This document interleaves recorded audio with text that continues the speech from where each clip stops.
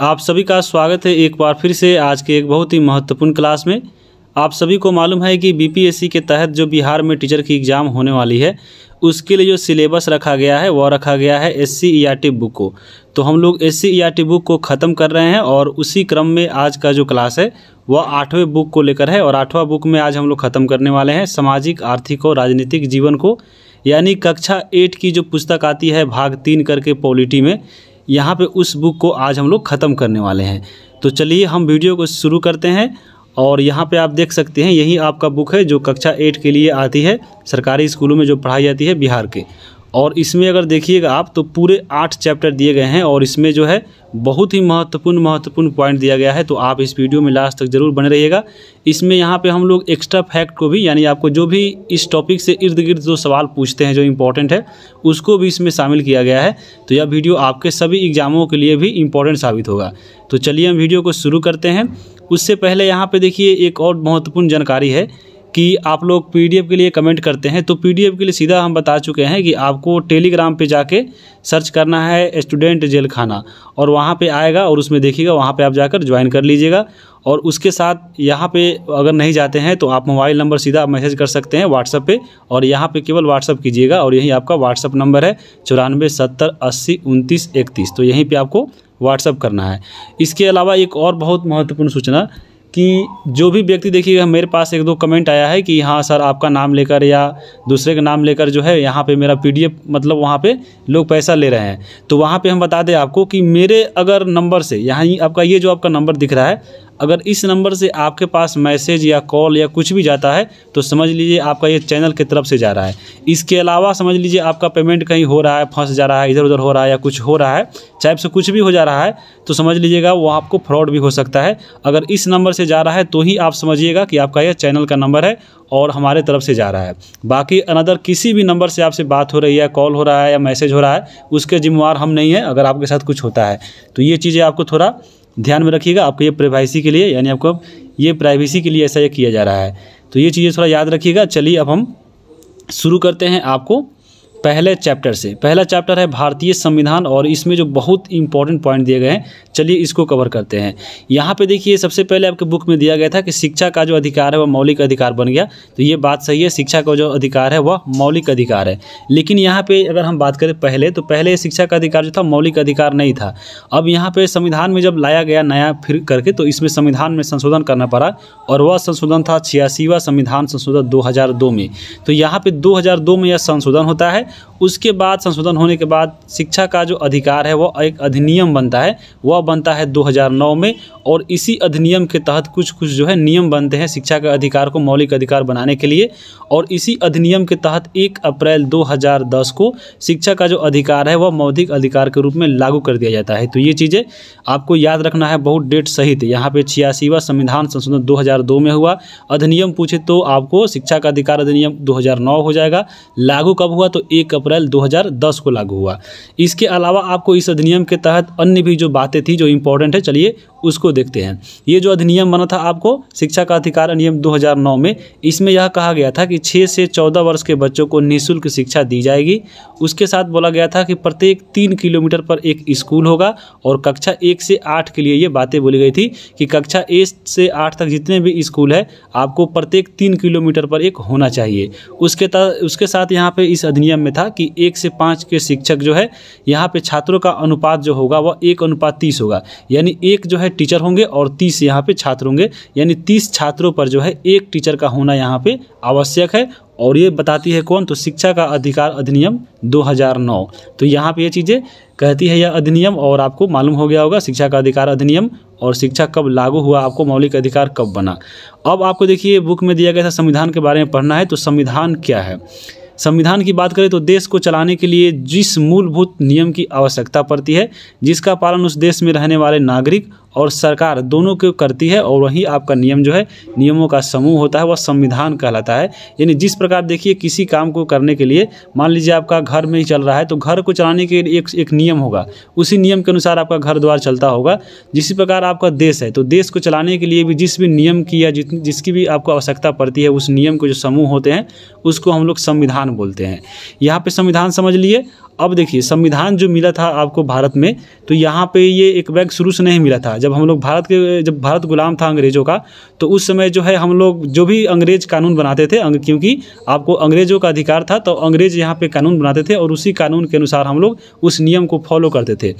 लेकिन यहाँ पे ऐसा, अगर अंग्रेजी सत्ता की बात करें, तो अंग्रेजी सत्ता के अंतर्गत भारतीयों पर बहुत अत्याचार किया गया और उसके तहत बहुत सारा हम लोग का अधिकार छीन लिया गया था।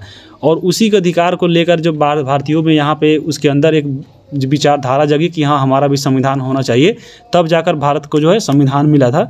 तो चलिए हम देखते हैं कि कौन कौन से जो है चरणों से गुजरना पड़ा भारतीयों को, ताकि भारत का संविधान जो है एक नया बन सका, एक खुद का संविधान बना। तो देखिए अंग्रेजी सत्ता के अंतर्गत भारतीयों को अनेक अधिकारों से वंचित कर दिया गया था। जैसे ऐसा बोला गया था अंग्रेजों के द्वारा कि हाँ भारत के जो लोग हैं वह चुनाव वो नहीं लड़ सकते हैं, या इच्छा अनुसार वह कोई व्यवसाय नहीं कर सकते हैं, या उनको मत देने का अधिकार नहीं है। अब यहाँ पर देखिए भारत पर ही लोग शासन कर रहे हैं और भारत को ही यहाँ पर चुनाव में नहीं खड़ा होना है, वोट नहीं करना है, इच्छा के अनुसार व्यवसाय नहीं करना है। तो ये क्या हुआ, आपका ये नया नया नियम लेकर भारत पे थोपा जा रहा था। इसलिए भारतीयों के अंदर एक क्रांतिकारी भाव जगा और इसके लिए बहुत सारे आंदोलन भी हुए। तो यहाँ पे उसी चीज़ को पढ़ेंगे। जब हम लोग भारतीयों की संविधान की मांग की बात आती है, तो जब शुरू में मांग अगर करने लगे जब कि हाँ हमारा भी संविधान होना चाहिए, हम अपने से नियम बनाएंगे, हम अपने से कानून चलाएंगे, तो उसके लिए देखिए एक बैग तो नया मिलेगा नहीं, क्योंकि पूरा तरह से अंग्रेजी जो सत्ता थी वह भारत को पूरी जकड़ी हुई थी। तो उस स्थिति में संविधान की जो मांग शुरुआती हुई वह कैसे हुई, चलिए उसको देखते हैं। यहाँ पे भारतीयों के द्वारा शुरुआत में केवल कानून बनाने वाली जो एक संस्था थी, जैसे उस समय थी नेशनल असेंबली। नेशनल असेंबली एक जो आपको संस्था थी और वही कानून बनाती थी, और वह किसकी संस्था थी, तो वह अंग्रेजों की थी। तो यहाँ पे भारतीय केवल यह चाहते थे कि हम इस जो असेंबली है, यानी यह जो संस्था है, हम इसके सदस्य बने। जब हम इसके सदस्य बन जाएंगे, जब भी कोई नया कानून आएगा और उस कानून में देखिए अगर भारतीयों के खिलाफ अगर कोई कानून बनता है, तो उसमें हम अपना मत देंगे कि हाँ आपका ये कानून जो है यह गलत है, यह लागू नहीं होना चाहिए। जैसे अभी देखिए संसद जो कानून बनाती है, लोकसभा और राज्यसभा मिलकर बनाती है। तो यहाँ पे मान लीजिए अगर यहाँ पे अगर अंग्रेजों का रहता संसद और उसमें केवल अंग्रेजी आदमी रहता, तो यहाँ पे वो अपने अनुसार बनाता भारतीयों को थोपने के लिए। लेकिन उसी में अगर भारतीय भी शामिल हो जाते, तो यहाँ पे जब भी कोई कानून बनता भारतीयों के खिलाफ में, तो वो आवाज़ उठाते कि नहीं ये कानून अच्छा नहीं है, ये भारतीयों के खिलाफ नहीं बनेगा। उसी प्रकार भारतीय उस समय यही चाहते थे शुरुआत में कि हाँ जो आपका अंग्रेजों का जो उस समय जो असेंबली थी, यानी जो कानून बनाती थी, वह थी नेशनल असेंबली। तो भारतीय भी चाहते थे कि इसमें हम शामिल हो, और जो भी बजट हो या कोई भी आपका नया नया नियम बनता हो उसमें हम शामिल है, यानी वोट दे और इसको हम लोग क्या करें तो मना करें, यानी आपको यह कानून जो है लाने नहीं दे। तो शुरुआत में बस इतना ही चाहते थे। लेकिन अंग्रेज भी जो क्या थे, आपको ज़्यादा जिद करने पे या ज़्यादा हड़ताल करने पे एक दो सदस्य को इसमें शामिल कर लेते थे। अब एक दो सदस्य होने से कोई फ़र्क पड़ता नहीं था। लेकिन यहाँ पे कुछ कुछ ऐसे बाद में जो है आपका ऐसा ऐसा घटना हुआ, जैसे आपको बहुत सारा घटना हुआ, जब ज़्यादा अत्याचार होने लगा, तब यहाँ पे जो है भारतीयों के द्वारा संविधान की मांग की गई। तो भारतीय संविधान की मांग में जो आती है, सबसे पहले मांग किसने किया था, तो सबसे पहले संविधान की जो मांग की गई थी वह की गई थी बाल गंगाधर तिलक के द्वारा। बाल गंगाधर तिलक ने 1895 में जो है मांग किया था कि हाँ हमारा भी एक संविधान होना चाहिए। उसी प्रकार आता है कि सबसे पहले संविधान सभा की गठन का विचार जो है सबसे मन में किसके आया, तो यहाँ पे यह विचार आया था एम.एन. रॉय के, जो आया था 1934 के में। ये विचार इनके मन में आया था कि हाँ एक हमारा भी संविधान होना चाहिए था। एक सवाल बहुत इंपॉर्टेंट पूछता है कि कांग्रेस द्वारा संविधान की मांग की कब की गई थी, तो 1935 में की गई थी। बहुत सारे बुक में हम देखें आपको 1934 भी दिया गया था, और अगर हम इसी बुक में बात करें तो 1934 में दिया गया है। और यहाँ पे बहुत सारे हम जगह पे देखें तो 1935 दिया गया था। तो यहाँ पे आपको 1935 ही मानना चाहिए, क्योंकि ये भी ज़्यादा आपको मिल रहा है। उसके बाद अगर हम बात करें अंग्रेज़ों के द्वारा जो है संविधान सभा के गठन हेतु प्रस्ताव पारित होने लगा। और पारित क्यों होने लगा, क्योंकि उसके पीछे कारण था। जब अंग्रेज देखिए शुरू से तो लोग मांग रहे थे, देखिए जैसे 1934 से 1935 से ही मांग रहे हैं, 1895 से ही मांग रहे हैं। तो यहाँ पे देखिए इसमें लंबा समय क्यों लगा भारत के तरफ, भारत में संविधान जो है लागू होने में लंबा समय इसलिए लगा क्योंकि देखिए ये जो है भारत का जो संविधान बना था वह 1946 से बना था। तो ये जो समय चल रहा है वह आपको मालूम होगा द्वितीय विश्व युद्ध का। द्वितीय जो विश्व युद्ध चल रहा था 1939 से लेकर 45 तक चल रहा था। तो यहाँ पे इस युद्ध में जो था भारतीयों को शामिल करने के लिए, आपको फुसलाने के लिए जो है नया नया प्रस्ताव लाया था अंग्रेज कि हाँ हम आपको संविधान देंगे, आप हमारा सहयोग कीजिए द्वितीय विश्व युद्ध में, क्योंकि द्वितीय विश्व युद्ध में जो है ब्रिटेन हार रहा था। तो यह चाहता था कि हाँ भारतीयों को शामिल करे और हमारी तरफ से भारतीय युद्ध लड़े और हम जीत जाए। इसीलिए उसको फुसलाने के लिए नया नया आपको प्रस्ताव लाता था अंग्रेज। जैसे सबसे पहले लाया अगस्त प्रस्ताव। अगस्त प्रस्ताव लाया 1940 में और बोला कि हाँ हम आपको संविधान बनाने देंगे, पहले हमारे युद्ध में सहायता कीजिए, जब हम जीत जाएंगे तो हम आपको संविधान बनाने देंगे। लेकिन यहाँ पे भारतीय जो है नहीं, पहले उनको संविधान बनाना था तभी उसको सहयोग करना था। तो अगस्त प्रस्ताव को जो है भारतीयों ने अस्वीकार कर दिया कि नहीं हम ये इसमें शामिल नहीं होंगे। उसी प्रकार एक और आया क्रिप्स प्रस्ताव। क्रिप्स प्रस्ताव आया 1942 में। इसका भी यही कहना था कि हाँ हमारा युद्ध में यानी आपको द्वितीय विश्व युद्ध में हमारा सहयोग कीजिए, हम आपको संविधान बनाने देंगे। तो ये भी आपका क्या हुआ, ये भी आपका फेल हो गया, क्योंकि इसमें भी आपको बहुत सारा लोचा था और ये भारतीयों ने इसको स्वीकार कर दिया। एक और आपका लास्ट में आया कैबिनेट मिशन। और ये जो कैबिनेट मिशन था इसी के तहत जो है हमारा भारत में जो संविधान बना तो इसी के तहत बना था, कैबिनेट मिशन के तहत। एग्जाम में बहुत बार पूछा गया है कि भारतीय में जो संविधान बना था भारत का वो किस मिशन के तहत बना था, वो बना था कैबिनेट मिशन के तहत जो आया था 1946 में। तो ये कैबिनेट मिशन था। बहुत बार क्वेश्चन पूछा गया है, आपको एक बार याद रखिएगा कि कैबिनेट मिशन के तहत जो है भारत में संविधान की स्थापना हुई थी। अब यहाँ पे संविधान की जब स्थापना होने जो मान गया कि हाँ होगा, तो संविधान बनाने का जो है उसमें कार्य शुरू हुआ। और संविधान जब बनना शुरू हुआ तो उसमें बहुत सारे आपको सदस्य चुने गए बनाने के लिए, जैसे 229 सदस्य चुने गए। आपके ये बुक में भी दिया गया है, इसको आगे भी हम लोग कवर करेंगे। तो संविधान बनने लगा और संविधान जब बनकर तैयार हुआ तो तैयार हुआ था 26 नवंबर 1949 को। ये जो आपका संविधान बनकर तैयार हुआ तो उस समय इसको मान लिया गया कि हाँ हमारा ही यह संविधान जो है हमारा होगा, लेकिन उसको लागू नहीं किया गया था जब यह बना था 26 नवंबर 1949 को। इसको लागू किया अगले साल 26 जनवरी 1950 को। और ये 26 जनवरी 1950 को ही क्यों लागू किया गया, इसके पीछे कारण है। कारण क्या था तो उसको भी हम चलिए देख लेते हैं। लेकिन सबसे पहले आपको मान लीजिए, आपको याद रखिएगा कि जो 26 नवंबर का जो डेट है जिस दिन बना था संविधान, उस दिन को यानी 26 नवंबर को जो है संविधान दिवस के रूप में मनाते हैं। और यह कब से मनाते हैं तो यह मनाते हैं 2015 से। 2015 से जो है अंबेडकर जी की जयंती थी 125वीं। इसी के उपलक्ष्य में जो है हर एक साल 2015 से 26 नवंबर को हम लोग मनाते हैं संविधान दिवस। तो यहाँ पे एक जो है छोटा पॉइंट याद रखिएगा। और एक और चीज़ यहाँ पे याद रखिएगा कि 26 जनवरी को ही संविधान लागू क्यों हुआ था, हालांकि ये बन गया था 26 नवंबर 1949 को ही। तो इसके पीछे कारण यही है कि जब एक अधिवेशन हुआ था 1929 में लाहौर में, तो लाहौर अधिवेशन में क्या हुआ था कि आपको यहाँ पे पूर्ण स्वराज जो है दिवस मनाने की घोषणा कर दी थी। लेकिन वो आपको घोषणा तो केवल घोषणा की कि हाँ हमको आगे साल यानी आपको 1930 में हम लोग पूर्ण स्वराज की जो है आपको मनाएंगे। लेकिन वह डेट क्या रखी गई, तो उसमें यह बोला गया कि 1930 के पहले माह के आखिरी रविवार को हम लोग जो है पूर्ण स्वाधीनता दिवस मनाएंगे। और वह जो आपका पहला माह का जो आखिरी रविवार पड़ा वह पड़ा आपको 26 जनवरी को। इसलिए यहाँ पे 26 जनवरी को ही हम लोग स्वाधीनता दिवस मनाते हैं। और ये जो आपका 26 जनवरी था इसी को महत्व देने के लिए, यानी आपको 26 जनवरी को महत्व देने के लिए ही 26 जनवरी 1950 को भी संविधान जो है लागू कर दिया गया, क्योंकि ये दोनों डेट है आपको एक महत्वपूर्ण हो गया। तो इसी के लिए आपको चुना गया था 26 जनवरी 1950। तो ये चीज़ें आपको थोड़ा सा याद रखिएगा, आपके एग्जाम में पूछ सकता है तो इम्पोर्टेंट है। अब यहाँ पे देखिए संविधान सभा के निर्माण की प्रक्रिया चलिए, उससे जो इंपॉर्टेंट फैक्ट चलिए उसके देखते हैं। तो संवैधानिक सलाहकार कौन थे आपको संविधान बनाने में, तो वह थे BN राव। प्रारूप समिति के अध्यक्ष कौन थे, तो भीमराव अंबेडकर थे, और ये आपके बुक में भी दिया गया है। उसके बाद देखिए संविधान को लिखा किसने, तो संविधान को लिखा था प्रेम बिहारी नारायण रायजादा के द्वारा लिखा गया था।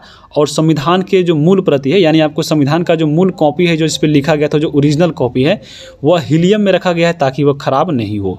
उसके बाद यहाँ पे याद रखिएगा कि संविधान सभा जो बना था तो संविधान सभा का एक प्रतीक है वह इसमें है हाथी। उसके बाद संविधान सभा के निर्माण में कितना समय लगा, तो 2 साल 11 महीना 18 दिन, यानी 3 साल में 12 दिन कम लगा। तो यहाँ पे ये चीज़ याद रखिए, क्योंकि 46 में कैबिनेट मिशन आया और इसने जो है स्वीकृति दे दी भारतीय को संविधान बनाने की, और 3 साल यानी आपको 46 दिन आपको 49, तो 49 में ये बन गया था। कब बना था, तो 26 नवंबर 1949 को। लागू हुआ था कब, तो 26 जनवरी 1950 को। यहाँ पे ये थोड़ी थोड़ी पॉइंट जो है आपको याद रखिएगा। तो ये चीज़ याद रखिएगा। देखिए ये आपके बुक में दिया गया था कि जैसे हम बताए हैं कि आपको अंग्रेज जो है जल्दी नहीं दे रहे थे आपको भारतीयों में संविधान करने की स्थापना, तो भारतीयों में जो है एक जो है आंदोलन जगह आपको पूरा क्रांतिकारी हो गए।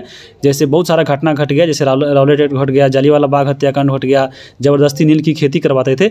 तो यहीं से जो है हमारे भारतीयों के अंदर जो है एक आपका अंग्रेज़ों के खिलाफ जो है एक भावना उठी कि हाँ कैसे भी अंग्रेज़ों को भगाना है, और उसके लिए जो है सबसे पहले जो नियम में बदलाव है उसको बदलना है, और उसके लिए संविधान की स्थापना करनी पड़ेगी।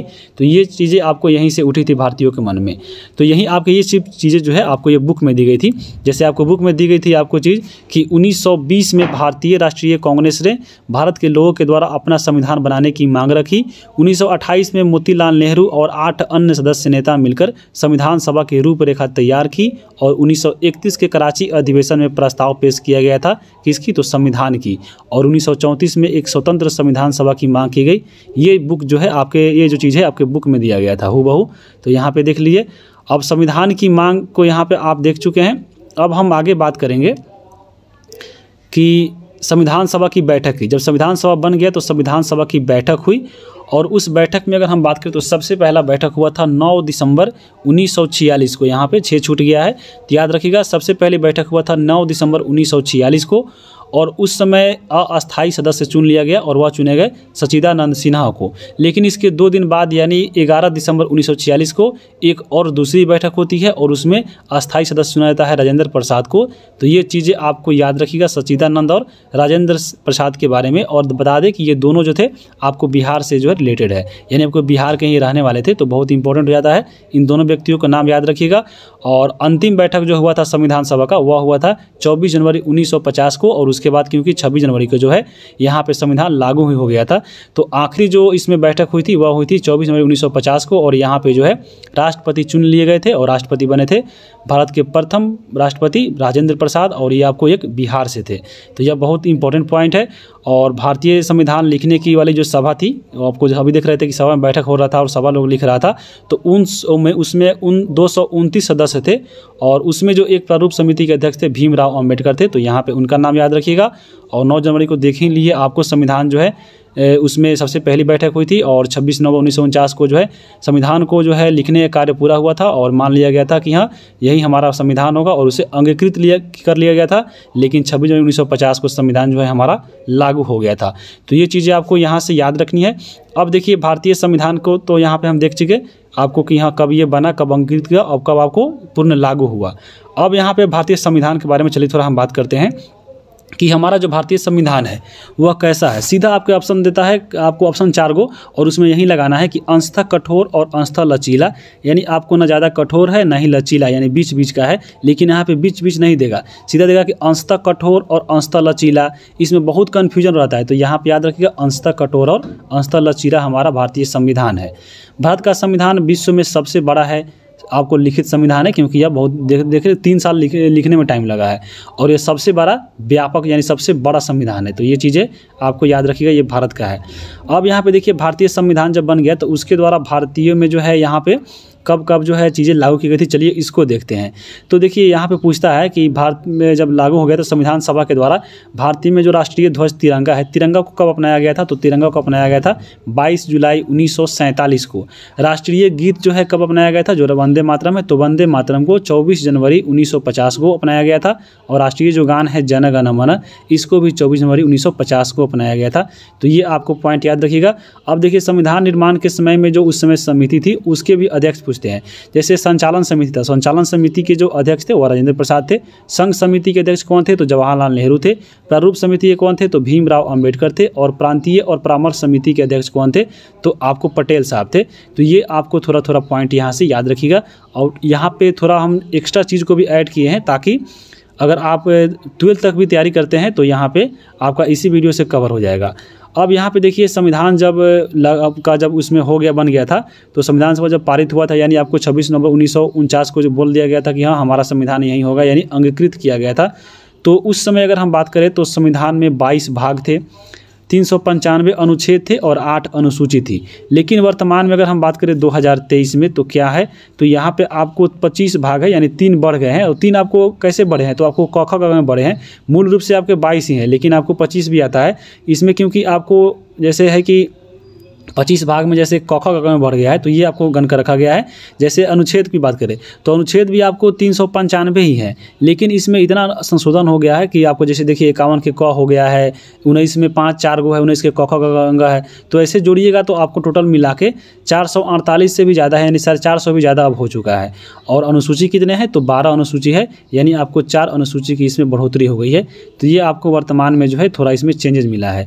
अब यहाँ पे देखिए आपके बुक में जो है दिया गया था कि संविधान के उद्देश्य और प्रस्तावना के आदर्श, और यहाँ से आपके एग्जाम में पक्का एक क्वेश्चन बनेगा। और यहाँ पे देखिए अगर ये वीडियो नहीं देखिएगा आपको तो पूरा समझ में नहीं आएगा कि यहाँ पे क्वेश्चन कैसे बनता है, और यहाँ से क्वेश्चन वैसे ही छूट जाएगा। तो यहाँ पे इसको बहुत अच्छे से और आराम से देखिएगा। तो चलिए हम इसको प्रस्तावना को कवर करते हैं।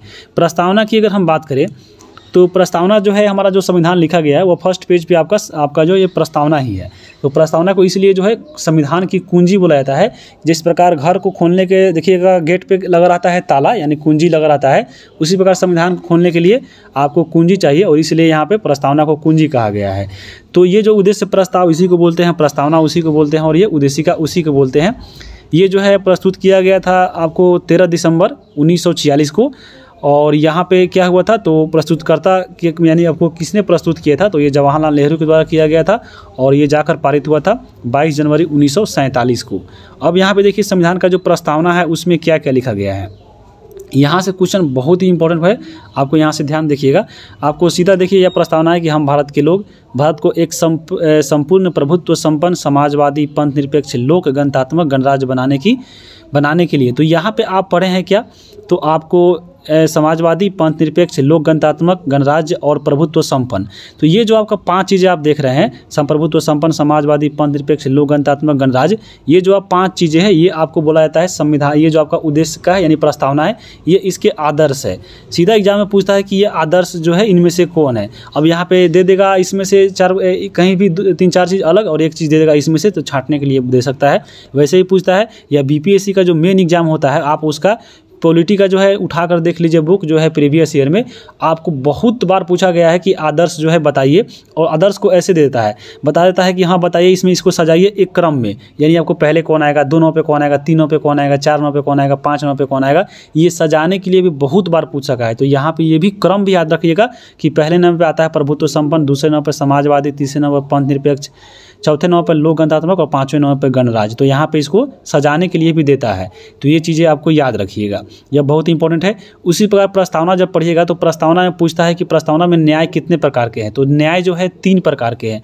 3 प्रकार कौन है तो पहला देखिए सामाजिक न्याय, दूसरा आर्थिक न्याय, तीसरा आपका राजनीतिक न्याय। तो न्याय भी बहुत बार पूछा है एक एग्जाम में, तो ये भी याद रखिएगा। उसी प्रकार पूछता है कि स्वतंत्रता जो है प्रस्तावना में कितने प्रकार की है। तो स्वतंत्रता 5 प्रकार की है, विचार, अभिव्यक्ति, विश्वास, धर्म और उपासना।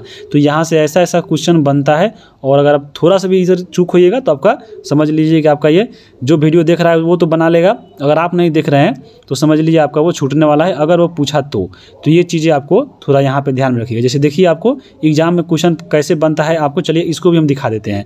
जैसे सबसे पहले प्रस्तावना की बात करें तो आपको मालूम होगा प्रस्तावना जो है अमेरिका के संविधान से लिया गया है, और प्रस्तावना को संविधान की कुंजी कहा जाता है, बता चुके हैं। अब यहाँ पे देखिए प्रस्तावना से कैसे कैसे क्वेश्चन पूछता है। अभी बताया है कि प्रस्तावना में जो है 5 आदर्श है, यानी हम भारत के लोग भारत को संप्रभुत्व संपन्न समाजवादी पंथ निरपेक्ष लोक गणतात्मक और गणराज्य, ये जो आप 5 चीज़ देख रहे हैं यही आपके आदर्श कहे जाते हैं। तो ये चीज़ याद रखिएगा। और सजाने के लिए भी देता है, तो आपको ये क्रम है उसी प्रकार आपको याद रखना है। पूछेगा कि 4 प्रकार के आकांक्षा कौन है। तो प्रस्तावना में 4 प्रकार के आकांक्षा है। एक आपका न्याय है, स्वतंत्रता है, समता है और ये बंधुता है। और इन सभी को भी आपको एक दूसरे के पार्ट में बांटा गया है। जैसे अगर हम बात करें न्याय का, तो जो न्याय है न्याय को 3 भागों में बांटा गया है। और कौन कौन सा न्याय है तो आर्थिक न्याय, सामाजिक न्याय और राजनीतिक न्याय। आपका ट्रिक भी याद रख सकते हैं कि न्याय कितना है तो आसरा से याद रखिएगा, अ से आर्थिक, स से सामाजिक और र से राजनीतिक। उसी प्रकार स्वतंत्रता 5 प्रकार के है। तो यहाँ पे इसके लिए भी ट्रिक है, उपवास बीबी अधर्म करे। तो यहाँ पे उपवास अगर कोई बीबी है देखिए कितना खिसी आएगी, तो आपको वह उपवास जो बीबी होती है वह अधर्म करने लगती है। तो यहाँ पे देखिए उपवास विचार, बी से विचार हो गया, बी से विश्वास हो गया, और से देखिए आपका यहाँ पे क्या होगा आपका अ से अभिव्यक्ति और ध से आपका धर्म हो जाएगा। तो उपवास बीबी अधर्म ही है, तो यहाँ पे याद रखिएगा। अब यहाँ पे देखिए समता कितने प्रकार की, तो समता 2 प्रकार की है, प्रतिष्ठा और अवसर। उसी प्रकार बंधुता कितनी प्रकार की है तो गरिमा, एकता और अखंडता, ये 2 प्रकार की होती है। तो ये आपके प्रस्तावना से संबंधित जो है इंपॉर्टेंट पॉइंट था, याद रखिएगा। अगर हम बात करें प्रस्तावना में, तो प्रस्तावना में एकमात्र संशोधन हुआ है अभी तक, और वह कब हुआ था, तो वह 42वां संविधान संशोधन 1976 में हुआ था। और इसमें आपको 3 चीज़ें जोड़ी गई थी, अखंडता, पंथ निरपेक्षता और आपको समाजवादी। ये बहुत बार क्वेश्चन आ चुका है, आपको बीपीएससी बहुत बार पूछ चुका है कि आपको इसमें कौन कौन से वर्ड जोड़े गए थे, तो बहुत बार पूछता है आपको। ये तीनों दे देगा और इसमें से एक अलग दे देगा, और इसमें अलग दे देगा और बोलेगा कि बताइए कि हाँ इनमें से कौन नहीं है जो 42वां संविधान संशोधन के तहत नहीं जोड़ा गया था प्रस्तावना में। तो यहाँ पे ये 3 चीज़ें रहेगी, बाकी इसके अलावा कोई भी आता है तो समझ लीजिए वह गलत है। और इसके लिए एक ट्रिक याद रखिएगा, वह है आपस। याद रखिएगा, आपस जोड़ा गया था 42वां संविधान संशोधन के तहत। तो यहाँ पे अ से अखंडता, प से पंथ निरपेक्ष और स से समाजवादी। तो ये आपको पॉइंट याद रखिएगा। अब हम बात करेंगे आगे। यहाँ पे देखिए दूसरा चैप्टर है धर्मनिरपेक्षता और मौलिक अधिकार। तो यहाँ पे चलिए हम इसको देखते हैं और इसको भी हम लोग अच्छे से देखेंगे डिटेल में एक्स्ट्रा फैक्ट के साथ, क्योंकि यहाँ पे देखिए मौलिक अधिकार दिया गया है। और मौलिक अधिकार से ऐसा कोई भी बीपीएससी एग्जाम नहीं है जहाँ से मौलिक अधिकार से जो है आपका 2 क्वेश्चन नहीं पूछा हो। तो मौलिक अधिकार बहुत ही इंपॉर्टेंट हो जाता है। और आपके बुक में अगर हम बात करें मौलिक अधिकार का, तो मौलिक अधिकार में केवल अधिकार दिया गया था, उसका अनुच्छेद नहीं दिया गया था। लेकिन यहाँ पे हम लोग मौलिक अधिकार को पूरे अच्छे से डिटेल में देखेंगे। तो चलिए पहले बात करते हैं धर्मनिरपेक्षता का। धर्मनिरपेक्षता क्या है? तो धर्मनिरपेक्षता की बात करें तो भारत के संविधान के अनुसार सभी लोगों को अपने अपने धर्म को मानने की और उसके तौर तरीकों को मानने की जो है भारत में पूरी आज़ादी दी गई है कि हाँ भाई, जो आप धर्म मानना चाहते हैं मान सकते हैं। और राज्य के सामने सभी धर्म समान है। और धर्म को अगर हम बात करें तो धर्म को राज्य से अलग रखने का जो विचार होता है यही कहलाता है धर्मनिरपेक्षता। तो ये आपको याद रखिएगा। भारत के विश्व में अगर हम बात करें तो भारत में टोटल जो है विश्व में 8 आपको ऐसे धर्म है जो भारत में पाए जाते हैं। और वो 8 धर्म कौन है? तो हिंदू है, इस्लाम है, सिख, ईसाई, पारसी, बौद्ध, जैन और यहूदी है। ये आपको जो 8 धर्म है जो आपको विश्व में फेमस धर्म है। और ये 8 धर्म जो है आपको भारत में पाए जाते हैं, इंडिया में। इसलिए भारत जो है आपको धर्मनिरपेक्ष है, यानी आपको सभी धर्मों को समान रूप से देखा जाता है। यहाँ पे अगर हम बात करें धर्मनिरपेक्षता की, तो धर्मनिरपेक्षता को देखिए 42वां संविधान संशोधन 1976 के द्वारा भी यहाँ पे जोड़ा गया था। तो यहाँ पे आपको ये धर्मनिरपेक्षता नहीं है, ये आपको से जो है ये सेक्युलरिटी है, इसको बोला जाता है। और संविधान में जोड़ा गया था पंथ निरपेक्ष। तो ये आपको पंथ निरपेक्ष जो है उसको बोलता है सेकुलर। तो यानी सेकुलर को जो है अच्छी तरह से परिभाषित करने के लिए आपको यहाँ पे सेकुलरिज्म नहीं जोड़ा गया है, वह सेकुलर को जोड़ा गया है, यानी पंथ निरपेक्ष को जोड़ा गया है। लेकिन आपको एग्जाम में पूछता है कि धर्मनिरपेक्षता को कब जोड़ा गया था, तो यहाँ पे याद रखिएगा 42वां संविधान संशोधन 1976 के द्वारा जोड़ा गया था। अब हम बात करेंगे कि आपके बुक में दिया गया था कि भारत में जो मत देने का अधिकार है वह 18 वर्ष है, बस इतना ही दिया गया था। लेकिन आपके एग्जाम में पूछ सकता है कि हाँ 18 वर्ष देना किया गया है, लेकिन उससे पहले कितना था? तो यहाँ पे पहले आपको 21 था। 21 कब तक था? तो आपको 1979 जब था उस समय जो है भारत में जो वोट देने का अधिकार था वह आपको 21 वर्ष के व्यक्तियों को था। लेकिन यहाँ पे संविधान में संशोधन किया गया कब? तो 61वां संविधान संशोधन 1979, और इसके तहत जो है 21 वर्ष से घटाकर 18 वर्ष कर दिया गया। तो बहुत बार एग्जाम में पूछा गया है कि मत देने का अधिकार जो है वह 21 वर्ष से 18 कब किया गया, किस संविधान संशोधन के तहत किया गया? तो 61वां संविधान संशोधन 1979। ये बहुत इंपॉर्टेंट है, इसको याद रखिएगा। अब हम चलते हैं आगे। आपके बुक में एक और चीज़ दिया गया था कि 6 से 14 वर्ष के बच्चों को जो है निःशुल्क शिक्षा पाने का अधिकार है। बस आपको इतना ही पॉइंट दिया गया था। यहाँ पे नहीं दिया गया था कि किस संविधान संशोधन के तहत। तो आपको ऊपर ही बताए हुए हैं कि संविधान संशोधन के 86वां संविधान जो संशोधन हुआ था 2002 में, उसी के तहत 6 से 14 वर्ष के बच्चों को यहाँ पे निःशुल्क शिक्षा पाने का जो है अधिकार हो गया है। और ये अधिनियम कब था? तो 2009 का अधिनियम था। लागू कब हुआ था? तो आपको 1 अप्रैल 2010 को जो है शिक्षा का अधिकार जो है आपको मौलिक अधिकार बन गया था। तो याद रखिएगा ये सब चीज़ें। उसके बाद देखिए आपके बुक में दिया गया था कि सिखों को जो है 6 इंच का कृपाण रखने का अधिकार है। बस आपको इतना ही दिया गया था। लेकिन अनुच्छेद पूछे कि हाँ किस अनुच्छेद के तहत सिखों को जो है कृपाण रखने का अधिकार दिया गया है, तो आपको ये अनुच्छेद 25 के तहत दिया गया है। और ये आपको स्वतंत्रता का जो आगे हम पढ़ेंगे आपको धार्मिक स्वतंत्रता का अधिकार, तो ये आपको उसमें जो है आपको चर्चा में मिलेगी। अब हम आगे चलते हैं। आगे आपके बुक में दिया गया था कि बहुत सारे ऐसे धर्म हैं जो अनेक संप्रदायों में बटे हैं। जैसे जैन धर्म की बात करें तो जैन धर्म भी 2 भागों में बटा है, श्वेतांबर और दिगंबर में बट गया है। बौद्ध धर्म भी 2 भागों में बटा है, हीनयान और महायान में बटा है। तो ये चीज़ याद रखिएगा। और महिलाओं को पैतृक संपत्ति में हिस्सा जो है अधिकार मिला था, वह मिला था 1952 में। 1952 से पहले जो है भारत में जो भी हिंदू महिलाएं थी उनको पैतृक संपत्ति में हिस्सा नहीं दिया जाता था। लेकिन 1952 से भारत में यह अधिकार मिल गया है कि महिलाओं को भी पैतृक संपत्ति में यानी उनके दादा परदादा के ज़मीन में हिस्सा मिलेगा। अब हम बात करते हैं मौलिक अधिकार का, क्योंकि ये चैप्टर जो है आपके मौलिक अधिकार से है, तो बहुत ही इसमें इंपॉर्टेंट पॉइंट है। चलिए इसको देखते हैं।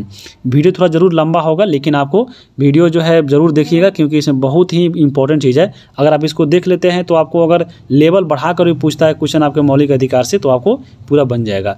तो मौलिक अधिकार की सबसे पहले बात करें तो मौलिक अधिकार जो है भाग 3 में आपको वर्णित है, और ये जो अनुच्छेद कितना है, तो अनुच्छेद 12 से 35 के बीच में जो है मौलिक अधिकार की चर्चा की गई है। आपके एग्जाम में देखिए, आपको इस बुक में जो है आपका अनुच्छेद 1 भी नहीं दिया गया था कि हाँ किस अनुच्छेद के तहत किसको शामिल किया गया है, सीधा दे दिया गया है कि हाँ मौलिक अधिकार भाग 3 में है। लेकिन यहाँ पे हम लोग अनुच्छेद को देखते चलेंगे, क्योंकि अनुच्छेद से क्वेश्चन जो है आपको पक्का बीपीएससी पूछेगी। यहाँ पे बीपीएससी का कोई भरोसा नहीं है। जैसे आपको देखिए फॉर्म भरने में जैसे भरोसा नहीं हो रहा है कि हाँ क्या नया नियम कब आ जाए, उसी प्रकार यहाँ पे जो है बिहार पे कोई भरोसा नहीं है। आपके बुक से थोड़ा लेवल बढ़ा के भी पूछ सकता है, तो आप ज़रूर थोड़ा एक्स्ट्रा बुक भी पढ़ते रहिए। ये नहीं कि आपको केवल इसी पे आधारित रहना है। बोल दिया है कि हाँ एससीईआरटी बुक पूछेगा, इसलिए एससीईआरटी बुक को हम लोग यहाँ पे पढ़ रहे हैं, लेकिन आपको लेवल भी बढ़ा सकता है या कुछ भी कर सकता है, वो आपको उसके हाथ में है। क्योंकि आप सब जान रहे हैं कि हाँ फॉर्म भरने को चक्कर में देख लीजिए कितना जो है इसमें संशोधन हुआ है। यहाँ पे चलिए मौलिक अधिकारों को खबर करते हैं, बाकी वो आपको राजनीतिक बात है उसको छोड़िए। सबसे पहले देखेंगे मौलिक अधिकार। तो मौलिक अधिकार कहाँ से लिया गया है, तो मौलिक अधिकार जो है भारत के अमेरिका के संविधान से लिया गया है। तो यहाँ पे याद रखिए कि मौलिक अधिकार जो भारत में आया है वह अमेरिका के संविधान से लाया गया है, और हम लोग अभी पढ़े हैं प्रस्तावना को भी अमेरिका के संविधान से ही लाया गया है। मौलिक अधिकार जो है वाद्य योग्य है। वाद्य योग्य मतलब क्या है, इसको हम चैलेंज कर सकते हैं सुप्रीम कोर्ट में, हाई कोर्ट में। यानी हमारा जो मौलिक अधिकार मिला है, मान लीजिए हमको मौलिक अधिकार है जीवन जीने का अधिकार या शिक्षा का अधिकार, अभी हम लोग पढ़ रहे थे, तो शिक्षा का अधिकार हमारा मौलिक अधिकार है। अगर हमको कोई पढ़ने नहीं देता है, घर का गार्जियन ही या कोई भी, तो हम सुप्रीम कोर्ट में जाकर सीधे हल्ला कर सकते हैं कि हमको ये पढ़ने नहीं दिया जा रहा है।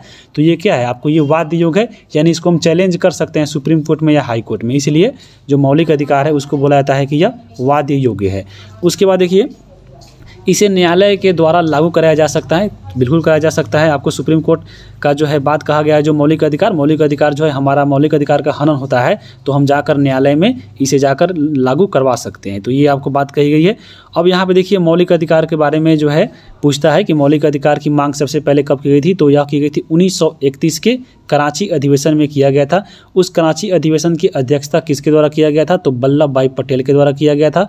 और मौलिक अधिकार के जो प्रारूप है किसने तैयार किया था, तो जवाहरलाल नेहरू ने तैयार किया था। मौलिक अधिकार कितने प्रकार के होते हैं, तो मौलिक अधिकार की बात करें तो यहाँ पे आप देख सकते हैं मौलिक अधिकार जो है 6 प्रकार के होते हैं।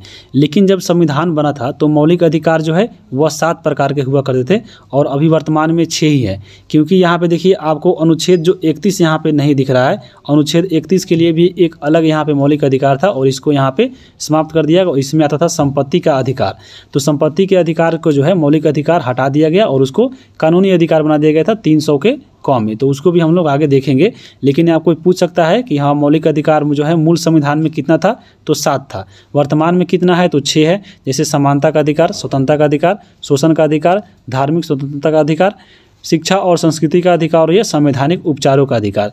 यहाँ पे आपको अनुच्छेद के में बांटा गया है। जैसे देखिए समता का जो अधिकार है वो 14 से 18 है। स्वतंत्रता का अधिकार है अनुच्छेद 19 से अनुच्छेद 22 के बीच में आता है। शोषण का अधिकार 23 से 24 है। धार्मिक स्वतंत्रता अधिकार आपको 25 से 28 है। और शिक्षा और संस्कृति का अधिकार अनुच्छेद 29-30 में पढ़ना है। और संवैधानिक उपचारों का अनुच्छेद जो है वह आपके 32 है। तो यहाँ पे ये याद रखिएगा। और इसका एक ट्रिक भी है, जैसे आप देख सकते हैं कि समस्त शोध संस्कृति का उपचार है, तो यहाँ पर समस्त मतलब ये समानता हो जाएगा। शोध से देखिए यहाँ पर स्वतंत्रता या आपको ऐसे याद रख सकते हैं, लेकिन आपको अगर ऐसे याद है तो बहुत अच्छा है। अब हम बात करेंगे, देखिए अब बता चुके हैं कि मूल संविधान में 7 था और वर्तमान में 6 है। इसमें देखिए जो 31वां जो आपका अनुच्छेद 31 जो था उसको जो हटाया गया था संपत्ति के अधिकार को, तो वह कब हटाया गया था, तो आपको 1978 में हटाया गया था। और इसके लिए संविधान में संशोधन किया गया था, 44वां संविधान संशोधन। तो 44वां संविधान संशोधन 1978 के द्वारा अनुच्छेद 31 और एक और आगे पढ़ेंगे हम लोग मौलिक अधिकार में ही अनुच्छेद 19 के एफ, ये दोनों जो आपका अनुच्छेद है इसमें आते हैं ये संपत्ति के अधिकार। तो ये संपत्ति को अधिकार को यहाँ से हटा दिया गया संशोधन करके, और इसे ले जाकर 300 के क में जोड़ दिया गया और ये कानूनी अधिकार बन गया। यानी पहले जो धन का जो संपत्ति का जो अधिकार था वह मौलिक अधिकार था, लेकिन अब वो कानूनी का अधिकार हो गया है आपको कि संविधान संशोधन के तहत। तो 44वां संविधान संशोधन के तहत ये चीज़ें याद रखिएगा। अब हम देखिए एक एक करके पढ़ते हैं, चलिए जितने भी अधिकार थे। तो पहला इसमें देखें समानता का अधिकार। समानता का जो अधिकार आता है 14 से लेकर 18 के बीच में आता है। यहाँ पे देखिए अनुच्छेद 14 में दिया गया है विधि के समक्ष समता। विधि मतलब होता है कानून। अब आपको देखिए आपके बुक में भी दिया गया था कि हाँ कानून की नज़र में सब कोई एक समान है। तो यहाँ पे विधि के समक्ष जो समता आती है यानी समानता जो है कानून की नज़र में सब कोई एक है, वह कहा गया है अनुच्छेद 14 में। अनुच्छेद 15 कहता है कि धर्म, मूल, वंश, जाति और लिंग। यहाँ पे पांचों याद रखिएगा, धर्म, मूल, जाति, वंश। आपको ये भी पूछता है कौन कौन है, तो 5 है। यहाँ पे ये गण लीजिए 5 है, धर्म, मूल, वंश, जाति, लिंग के आधार पे जो है भारत में कहीं भी भेदभाव आप नहीं कर सकते हैं। भेदभाव को यहाँ पे प्रतिषेध किया गया है। अगर आपके साथ यहाँ पे भेदभाव किया जा रहा है तो आप सुप्रीम कोर्ट में जाकर चैलेंज कर सकते हैं। यानी सुप्रीम कोर्ट इसलिए बताया गया है कि आपको वाद्य योग है मौलिक अधिकार। तो ये चीज़ याद रखिएगा। अनुच्छेद 16 में क्या है, तो लोक नियोजन में समानता, यानी आपको सरकारी नौकरी में सबको एक बराबर समानता दिया गया है। लेकिन देखते हैं कि आपको इसमें सोचते होंगे कि हाँ आपको आरक्षण दिया जाता है बहुत सारे को, जैसे अल्पसंख्यक हो गए या आपको SC ST के लोग हो गए, उनको दिया जाता है। तो उसको इसलिए दिया जाता है ताकि उनको जो एक तरफ भारत में जो समानता लाने के लिए, यानी भारत को सभी व्यक्तियों को एक नज़र से, मतलब एक समान तराजू के होता है ना, आपको बराबर लाने के लिए जो है ये चीज़ें की जाती है। वो आपको विशेष एक आपको छूट के तहत आता है। तो ये चीज़ याद रखिएगा। अनुच्छेद 17 में दिया गया है छुआछूत का अंत।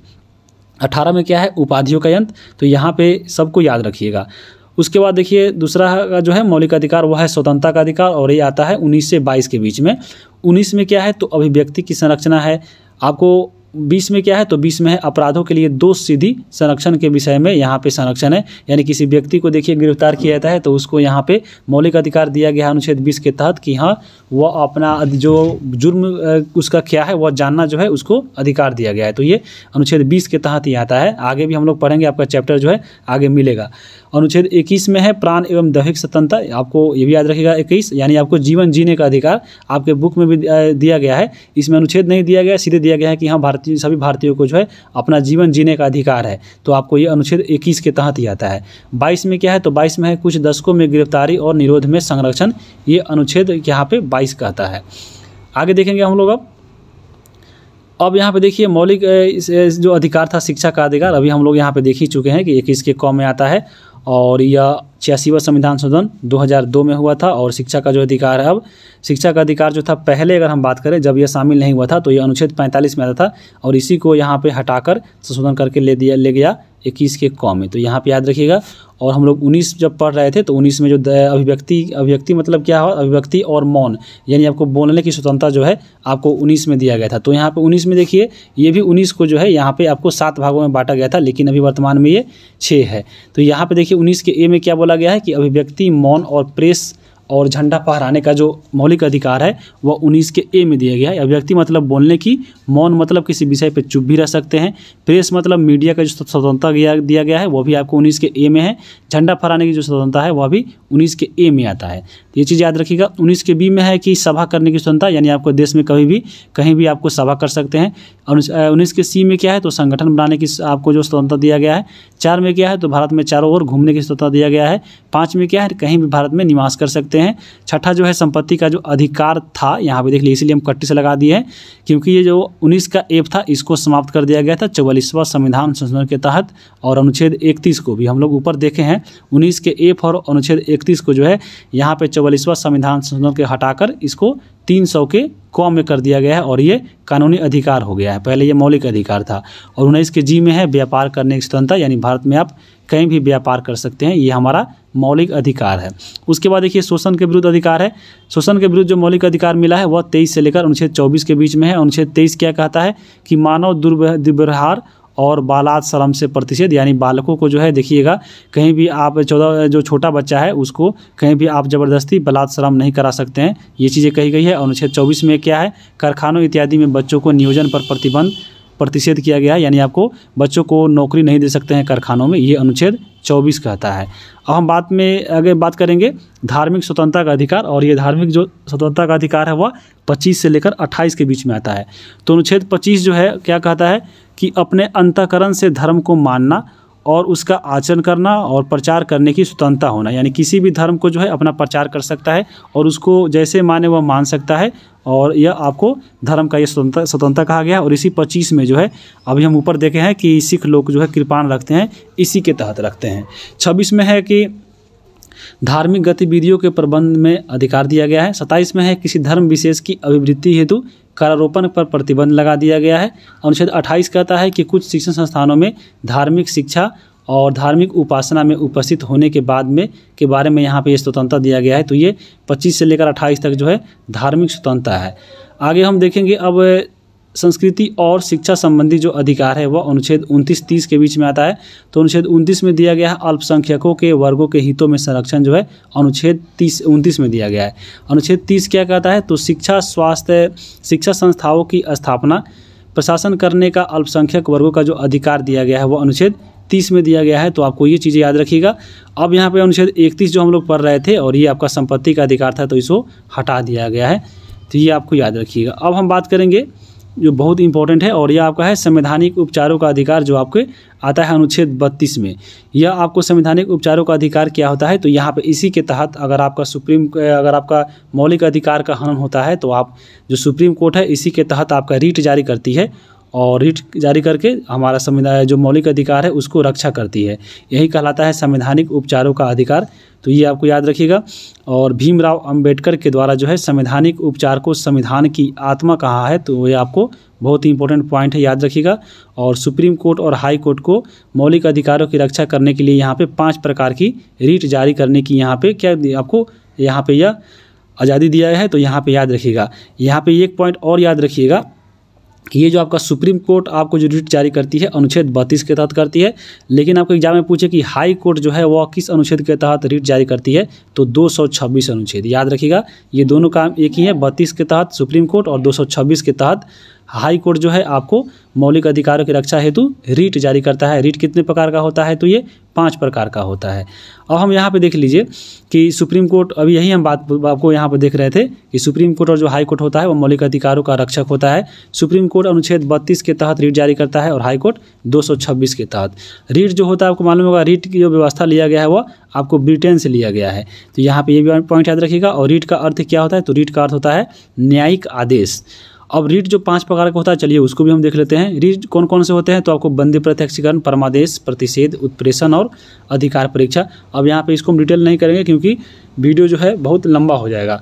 आगे हम देखेंगे। अब यहाँ पे आपके एग्जाम में पूछता है कि कौन कौन से मौलिक अधिकार जो है केवल भारतीयों को मिला गया है। तो भारतीयों को देखिए अधिकार जो मिला है 15, 16, 19, 29, 30। ऐसे याद रखिएगा 15, 16, 19, 29, 30। तो 15, 16, 19, 29, 30 आपको 5-6 बार बोलिए लगातार 15, 16, 19, 29, 30। और आप जहाँ पढ़ते हैं वहाँ पे एक कागज़ पे लिख के अपने दीवार पे साट लीजिए कि हाँ जब देखिएगा याद हो जाएगा 15, 16, 19, 29, 30। ये जो आपको अनुच्छेद है ये आपको केवल भारतीयों को मिला है। तो यहाँ पे यह बहुत इंपॉर्टेंट है, इसको याद रखिएगा। और ये भी पूछता है आपके एग्जाम में कि आपातकाल के दौरान अनुच्छेद 20 और 21 को छोड़कर जितने भी अनुच्छेद है वह सभी स्थगित हो जाते हैं। और ये जो आपका नियम लागू किया गया था वह 44वां संविधान संशोधन 1978 के द्वारा लागू किया गया था। तो याद रखिएगा अनुच्छेद 20 और 21 जो है आपको वहीं केवल लागू रहता है। तो ये बहुत ही इंपॉर्टेंट है। 21 आपको मालूम होगा जीवन जीने का अधिकार है, और 20 क्या है? तो आपको संरक्षण, यानी पुलिस गिरफ्तार करता है तो पूछने का अधिकार है कि हाँ हमें किस जुर्म में गिरफ्तार कर रहे हैं। तो यही आपके 20 और 21 है। ये आपको कभी भी समाप्त नहीं होता है। आगे चलेंगे हम लोग। अब अगला आपका है देखिए संसदीय सरकार। तो संसदीय के बारे में, यानी संसद कैसे होता है, संसद में चुनाव कैसे होता है, संसद में कौन कौन से पार्ट होता है, जैसे लोकसभा, राज्यसभा, राष्ट्रपति, इन सब के बारे में आपके बुक में पढ़ना था। और बहुत ही अच्छा पॉइंट दिया गया था और इसको हम थोड़ा और एक्स्ट्रा कर दिए हैं, इसमें डाल दिए हैं ताकि आपके एग्जाम में क्वेश्चन नहीं छूटे। चलिए इसको देखते हैं। इसमें देखिए तीसरा चैप्टर है संसदीय सरकार में। तो आपको मालूम होगा संसद के बारे में। संसद जो है आपको, संसद 3 चीज़ों से मिलकर बनती है, आपके राज्यसभा, लोकसभा और राष्ट्रपति। यानी आपको संसद के ये 3 मुख्य अंग है और तीनों मुख्य अंग मिलने से ही संसद कहलाता है। और संसद जो होता है मालूम होगा ये कानून बनाता है। तो कानून बनाने के लिए संसद की आवश्यकता होती है और कानून के ये तीनों जो है इसमें है वो तीनों कानून बनाने में सहयोग करते हैं, क्योंकि इससे तीनों के द्वारा ही कानून बनते हैं। और इसमें से एक भी जो है तैयार नहीं होता है तो वह कानून नहीं बनता है। तो ये चीज़ याद रखिएगा। आगे हम देखेंगे कि हाँ आपका आगे न्यायपालिका चैप्टर मिलेगा, उसमें पता चलेगा कि हाँ कैसे कैसे कानून बनता है। अब यहाँ पे देखिए एग्जाम में पूछता है कि आपको राज्यसभा का अनुच्छेद कितना है, लोकसभा कितना है, राष्ट्रपति कितना है।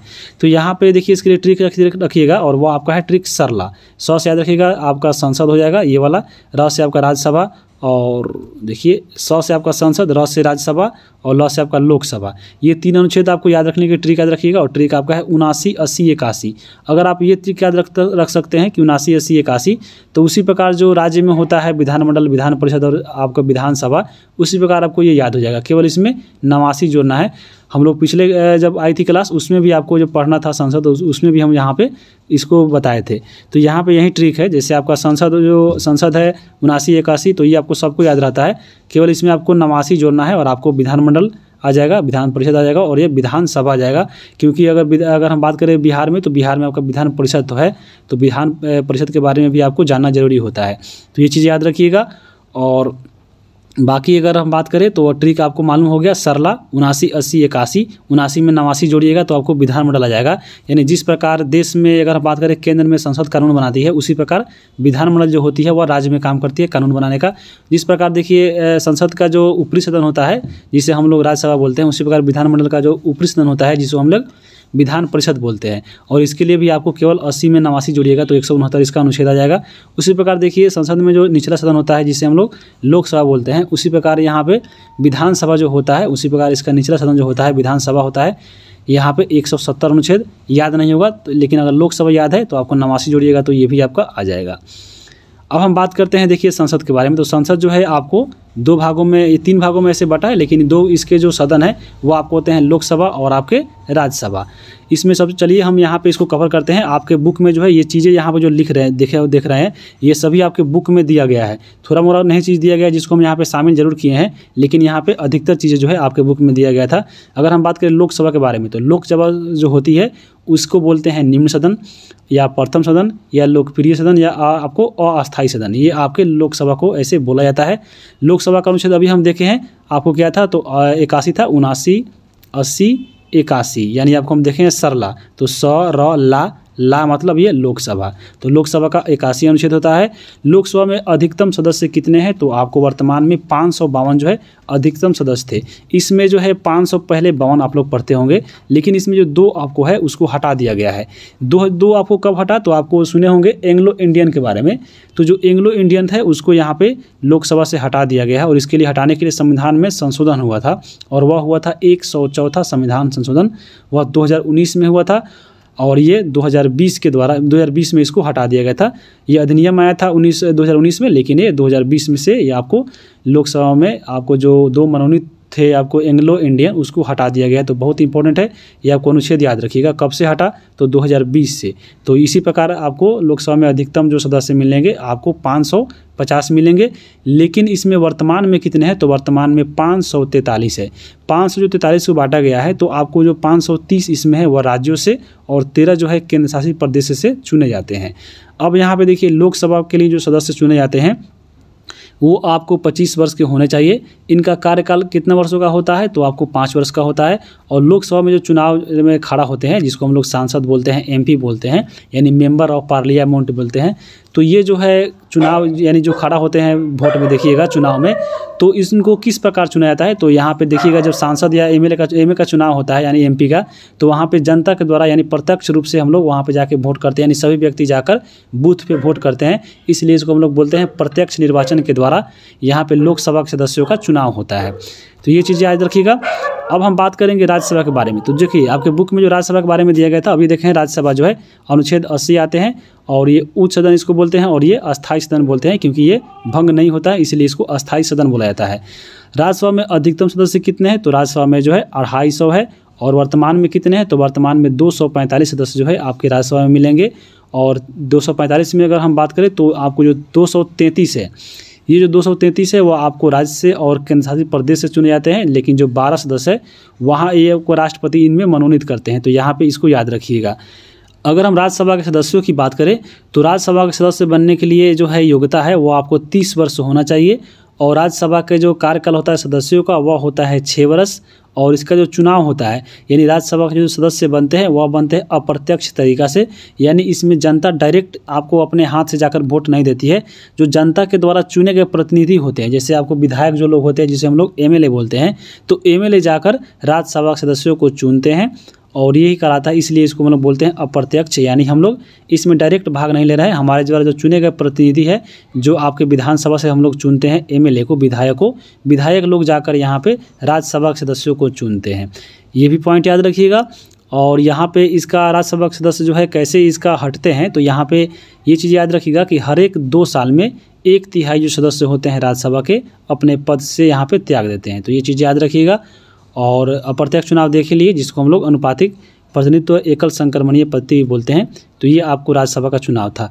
अब यहाँ पे आपके देखिए, आपके बुक में राज्यसभा के बारे में दिया गया था कि हाँ, राज्यसभा के क्या क्या आपको इसमें महत्व या कार्य होते हैं। तो चलिए उसको देख लेते हैं। जैसे हम बात करें राज्यसभा के बारे में, देखिए जो राज्यसभा का जो अध्यक्ष होता है, यानी जो उसको हम लोग बोलते हैं सभापति, तो ये कौन होता है? ये होते हैं उपराष्ट्रपति। और ये अनुच्छेद 89 के तहत बोला गया है कि हाँ, राज्यसभा का जो अध्यक्ष वही व्यक्ति होगा जो उपराष्ट्रपति है। तो ये आपको याद रखिएगा। सभापति जो होता है वो राज्यसभा का सदस्य नहीं होता है, यानी आपके जो इसमें सभापति यानी आपके जो उपराष्ट्रपति होते हैं वो आपको राज्यसभा के सदस्य नहीं होते हैं। ये केवल आपको इसमें केवल सभापति के तौर पे काम करते हैं, यहाँ पे याद रखिएगा। और राज्यसभा जो होता है वो धन विधेयक पर केवल अपनी राय दे सकता है। आपको मालूम होगा जो धन विधेयक होता है इस पे अधिकार किसका है? तो लोकसभा का है। इस पे केवल इसमें क्या किया जाता है राज्यसभा, तो राज्यसभा केवल इस पे विचार दे सकता है, और ये विचार मानने या ना मानने का अधिकार जो है लोकसभा को है। अनुच्छेद 249 के तहत राज्यसभा जो है 2/3 सदस्य जो है बहुमत से राज्य सूची में शामिल विषय को राष्ट्रीय महत्व घोषित कर सकती है, और ऐसा करने पर संसद जो है राज्य सूची को उस विषय पर कानून बनाने का अधिकार देता है। और ये अनुच्छेद 249 के तहत यह अधिकार दिया गया है राज्यसभा को। तो यह बहुत ही इंपॉर्टेंट है। अगर हम बात करें आगे कि अनुच्छेद 312 के तहत देखिए राज्यसभा को क्या अधिकार मिला है कि अनुच्छेद 312 के तहत राज्यसभा 2/3 सदस्यों की सहमति से अगर वह चाहता है तो कोई नई भी अखिल भारतीय सेवा की स्थापना कर सकता है। तो ये आपको 2 जो अनुच्छेद है 249 और 312 ये राज्यसभा से, और ये बहुत बार एग्जाम में पूछता है, तो यहाँ पे ये भी याद रखिएगा। आगे हम देखेंगे अब लोकसभा के बारे में, क्योंकि लोकसभा के बारे में तो हम देख लिए कितने सदस्य कितने सीट होते हैं, लेकिन यहाँ पे लोकसभा की बात करें तो लोकसभा का जो अध्यक्ष होता है या जो उपाध्यक्ष होता है वह अपने सदस्यों में से ही आपको चुन लेते हैं। जितने भी सदस्य हैं उसी में से जो है आपके अध्यक्ष और उपाध्यक्ष बन जाते हैं। और मंत्रिपरिषद जो होते हैं वह लोकसभा के प्रति सामूहिक रूप से उत्तरदायी होते हैं। धन विधेयक की बात करें, धन विधेयक अनुच्छेद 110 आता है, और ये वित्त विधेयक कितना आता है? तो 117 आता है। और ये धन विधेयक और वित्त विधेयक पे जो है आपको केवल लोकसभा में पेश किया जाता है, और आपको लोकसभा का इसका पूरा अधिकार होता है इस पे। उसके बाद देखिए कोरम जो है कुल सदस्य संख्या का 10वां भाग होता है। ये कोरम क्या है? यानी कोरम वो होता है जब मान लीजिए लोकसभा में या राज्यसभा में क्या होता है, कोई भी अगर बैठक हो रहा है तो बैठक होने के लिए कम से कम जो है 1/10 जो सदस्य है टोटल का, यानी मान लीजिए लोकसभा में हो रहा है तो लोकसभा का टोटल 1/10 भाग जो है आपको कोरम के रूप में यहाँ पे शामिल होना चाहिए। जैसे देखिए आपको 550 जो है आपको क्या है, आपको लोकसभा के सदस्य है, यहाँ पे कोरम कितना होगा? तो 1/10 यहाँ पे कीजिए, यानी 55 सदस्य जो है आपको होना चाहिए, तभी कोई जो है आपका संविधान में जो है संसद में जो है सभा लगेगी। तो यही आपको बुलाता है। और ये चीज़ें जो है आपको आर्टिकल कितने में, तो आपको 100 में कहा गया है कि कोरम का जो कुल सदस्य होगा वो 1/10 होगा लोकसभा के सदस्यों का, अगर लोकसभा में होता है तो। और राज्यसभा में कितना होगा? तो राज्यसभा में जितना जो सदस्य, जैसे 250 है तो 250 का 1/10 भाग, यानी आपको 25 सदस्य होना चाहिए तभी कोई बैठक होगा। तो ये चीज़ें आपको याद रखिए कोरम के बारे में, और ये अनुच्छेद 100 में है। लोकसभा अध्यक्ष को निर्णायक मत देने का अधिकार होता है, तो बहुत इंपॉर्टेंट है। लोकसभा का जो अध्यक्ष होता है, मान लीजिए आपको लोकसभा में जैसे कि मान लीजिए कि 100 सदस्य है, 100 नहीं, आपको मान लीजिए 101 सदस्य है, तो 101 सदस्य है आपको लोकसभा में, और यहाँ पे इसमें लोकसभा के अध्यक्ष भी शामिल है। तो यहाँ पे मान लीजिए 100 आदमी वोट दे दिया किसी विषय पे, यानी 50-50 वोट दे दिया। अब यहाँ पे देखिए बराबरी का जब आ गया नतीजा, तो यहाँ पे लोकसभा अगर चाहेगा तो इसको जिता सकता है, इसको जिता सकता है अपना एक वोट देकर। यही जो होता है अधिकार दिया जाता है आपको लोकसभा अध्यक्ष को। तो याद रखिएगा लोकसभा का जो अध्यक्ष होता है निर्णायक मत देने का इसको अधिकार होता है। लोकसभा भंग होने पर 6 माह के अंदर जो है फिर से चुनाव कराया जाता है। लोकसभा की बैठकों में 6 महीना से ज़्यादा का जो है अंतर नहीं होना चाहिए। लोकसभा और राज्यसभा में किसी विषय पर मतभेद होने पर जो है संयुक्त बैठक का जो है प्रावधान किया गया है, तो बहुत इंपॉर्टेंट है। संयुक्त अधिवेशन जो है बुलाता कौन है? तो बुलाता है राष्ट्रपति। यहाँ पे बहुत बार फंसता है कोई, याद रखिएगा बुलाता है राष्ट्रपति, लेकिन संयुक्त अधिवेशन का जो अध्यक्षता कौन करता है? तो वो आपको लोकसभा के अध्यक्ष करते हैं। तो ये आपको पॉइंट बहुत बार पूछा गया, याद रखिएगा। धन विधेयक संविधान संशोधन विधेयक पर जो है संयुक्त बैठक का प्रावधान नहीं है, तो याद रखिएगा, क्योंकि धन विधेयक पे क्या है? तो धन विधेयक पे लोकसभा का जो है आपको बहुत अधिकार मिला है, तो ये याद रखिएगा। और संविधान संशोधन विधेयक पर भी संयुक्त बैठक जो है यहाँ पे नहीं बुलाया जा सकता है, तो ये आपको पॉइंट याद रखिएगा। अब यहाँ पे देखिए, आपको सब तो याद नहीं करना है, जो इंपॉर्टेंट है वहाँ पे आप देख लीजिए। जैसे बिहार का एग्जाम है तो बिहार से जो सटा हुआ राज्य है तो उसको आप यहाँ पे ज़रूर देख लीजिएगा कि लोकसभा में जो है अपने स्टेट का कितना जो है इसमें सदस्य जो है सीट है और राज्यसभा में कितना है। जैसे बिहार की बात करें तो देखिए, बिहार का जो 40 जो सीट है वो लोकसभा में है और बिहार का 16 जो सीट है वो आपको यहाँ पर जो सदस्य संख्या जाते हैं वो आपको राज्यसभा में 16 है। तो बस इतना ही याद रखिएगा। और बाकी आप जैसे उत्तर प्रदेश हटा हुआ है, जैसे हमारा पड़ोसी राज्य है तो पड़ोसी है तो आपको इसमें सबसे ज़्यादा है यानी 80 है, और उसके झारखंड में आप इसमें देख लीजिएगा। और बाकी इसी तरह आपको राज्यसभा में देख सकते हैं कि राज्यसभा में सबसे ज़्यादा जो सीट है वह उत्तर प्रदेश में है और बिहार में 16 है। तो बस आपको इतना ही याद रखना है। बाकी अगर आपको याद रखना है तो यहाँ पे आप देख सकते हैं। आगे देखेंगे हम लोग के सरकार का गठन। देखिए, सरकार का जो गठन होता है वह कैसे होता है। तो लोकसभा चुनाव में जिस राजनीतिक पार्टी को आधे से अधिक अगर सीट प्राप्त होता है तो उसको क्या बोलता है, उसको जो है आपको पूर्ण बहुमत से जो है प्राप्त हो जाता है और वह सरकार का गठन कर लेती है। तो ये आपको ऐसे ही कहलाता है सरकार का गठन। जैसे अगर हम बात करें अभी वर्तमान में लोकसभा में कितने सीट है तो आपको वर्तमान में 543 है। 543 में यानी आपको आधा से ज़्यादा यानी 272 सीट मान लीजिए कोई राजनीतिक पार्टी प्राप्त कर लेता है तो वह जाकर क्या करता है, अपना सरकार बना लेता है। जैसे देखिए, अभी वर्तमान में जो है बीजेपी जो है आपको अकेले यानी आपको सरकार बनाई है, यानी उसको जो है 272 से ज़्यादा सीटें मिली होगी लोकसभा के चुनाव में। और यहाँ पे ये जो है पॉइंट याद रखिएगा, और वहीं का जो है पूर्ण बहुमत से सरकार बना है। अगर हम बात करें चुनाव में मान लीजिए 543 सीट ही है और इसमें जो है किसी पार्टी को 272 सीट नहीं मिला तो उसमें कैसा कानून बनता है, तो उसमें बनता है गठबंधन वाली सरकार। यानी आपको अगर मान लीजिए ऐसा पार्टी है कि उसको ज़्यादा सीटें मिली है लेकिन 272 से ज़्यादा नहीं मिला है तो वह उस स्थिति में क्या करता है, दूसरे पार्टी को अपने पार्टी में मिला लेता है और सरकार का गठन करता है और उसको हम लोग बोलते हैं गठबंधन वाली सरकार। तो ये आपको पॉइंट याद रखिएगा। वर्तमान जो चल रही है लोकसभा वह कितनी नंबर की है, तो वह 17वीं लोकसभा है, याद रखिएगा। और पिछले क्लास में हम लोग जब पढ़ रहे थे विधानसभा के बारे में बिहार में तो 17वीं विधानसभा भी है। तो याद रखिएगा 17वीं लोकसभा और 17वीं विधानसभा जो है आपके दोनों तरफ चल रही है, बिहार में भी और आपको केंद्र में भी। तो ये पॉइंट याद रखिएगा। अब यहाँ पे आपको क्या करना है कि जो 17वीं लोकसभा है, 17वीं लोकसभा में देखिए आपको जो चुनाव हुआ था तो आपको यहाँ पे ये आप चीज़ें जानकारी रखिएगा कि हाँ इसमें बीजेपी को कितना सीट मिला या आपको जितने भी अन्य पार्टी थे कांग्रेस को कितना मिला। तो ये चीज़ें आपको पॉइंट याद रखिएगा। एग्जाम में पूछ सकता है कि लोकसभा से संबंधित चीज़ें कि हाँ लोकसभा में जो मंत्रालय बना है तो उसमें मंत्री कौन कौन है, ये चीज़ें जो है आपको याद रखिएगा। अब हम बात करते हैं, देखिए आपके बुक में दिया गया था कि लोकसभा के बहुमत दल के जो गठबंधन के जो नेता होते हैं उसी को हम लोग प्रधानमंत्री कहते हैं और इसी को हम लोग प्रधानमंत्री के रूप में नियुक्त करते हैं। प्रधानमंत्री एवं सभी मंत्रियों के लिए सदस्यता लेना अनिवार्य होता है लोकसभा का। तो याद रखिएगा, यदि कोई व्यक्ति बिना संसद का सदस्य चुने हुए ही मंत्री या प्रधानमंत्री मान लीजिए बन जाता है तो उसे 6 महीना के अंदर जो है संसद के रूप में निर्वाचित होना आवश्यक है। नहीं तो वह मंत्री बना है तो मंत्री पद से उसको हटा दिया जाएगा, अगर प्रधानमंत्री बना है तो वो प्रधानमंत्री हट जाएगा, अगर वह 6 महीना के अंदर वह सांसद के रूप में नहीं निर्वाचित होता है तो ये चीज़ याद रखिएगा। और मंत्री जो परिषद होते हैं वह संसद के प्रति या आपको लोकसभा के प्रति जो है यहाँ पे नहीं, लोकसभा के प्रति आपको ये उत्तरदायी होते हैं। यहाँ पे लोकसभा कर लीजिए। और वह संसद के प्रतिनिधि के रूप में सामूहिक रूप से काम करता है कौन, तो मंत्री परिषद।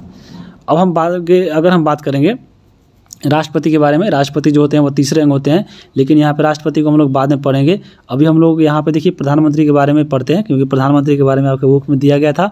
और प्रधानमंत्री कौन होते हैं, तो जो लोकसभा में जो सबसे ज़्यादा जो बहुमत दल वाला पार्टी है, जो राजनीतिक पार्टी है, उसके जो नेता होते हैं वहीं आपके प्रधानमंत्री होते हैं। तो चलिए हम प्रधानमंत्री के बारे में पढ़ते हैं।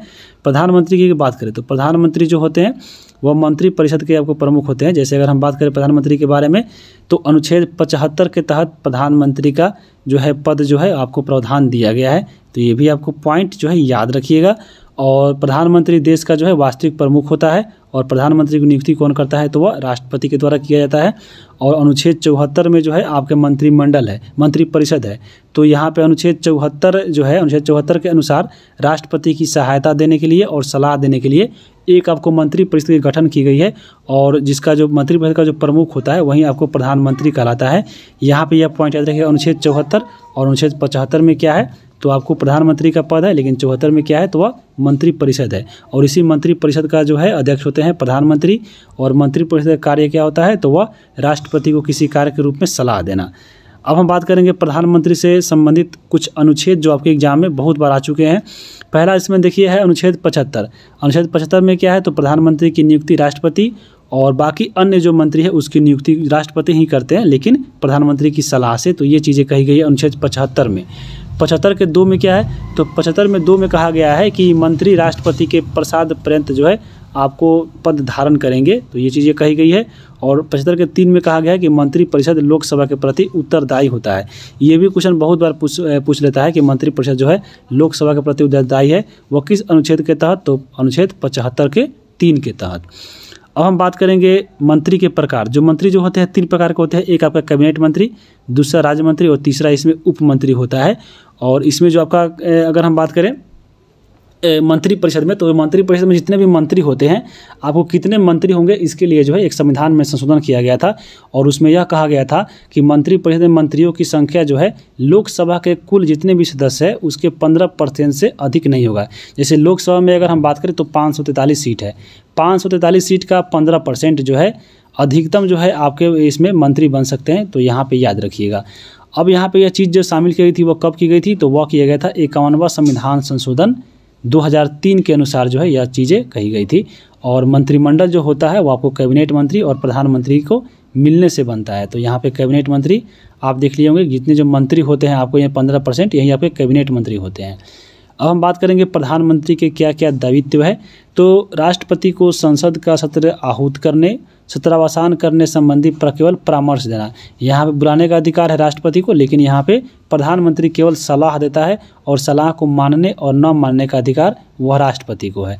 संयुक्त अधिवेशन जो आती है तो संयुक्त अधिवेशन की अध्यक्षता जो है वह कौन करते हैं, तो यहाँ पे जो लोकसभा के अध्यक्ष करते हैं, यहाँ पे प्रधानमंत्री नहीं करते हैं। तो यहाँ पे ये चीज़ें यहाँ पे थोड़ा देख लीजिएगा, ये गलत दिया गया है। संयुक्त अधिवेशन जो बुलाया जाता है वो राष्ट्रपति बुलाता है, लेकिन वहाँ पे इसकी अध्यक्षता कौन करता है, तो लोकसभा के अध्यक्ष करते हैं। आगे हम देखेंगे प्रधानमंत्री नीति आयोग, राष्ट्रीय विकास परिषद, राष्ट्रीय एकता परिषद, अंतर्राज्यीय परिषद, राष्ट्रीय जल संसाधन परिषद के अध्यक्ष होते हैं।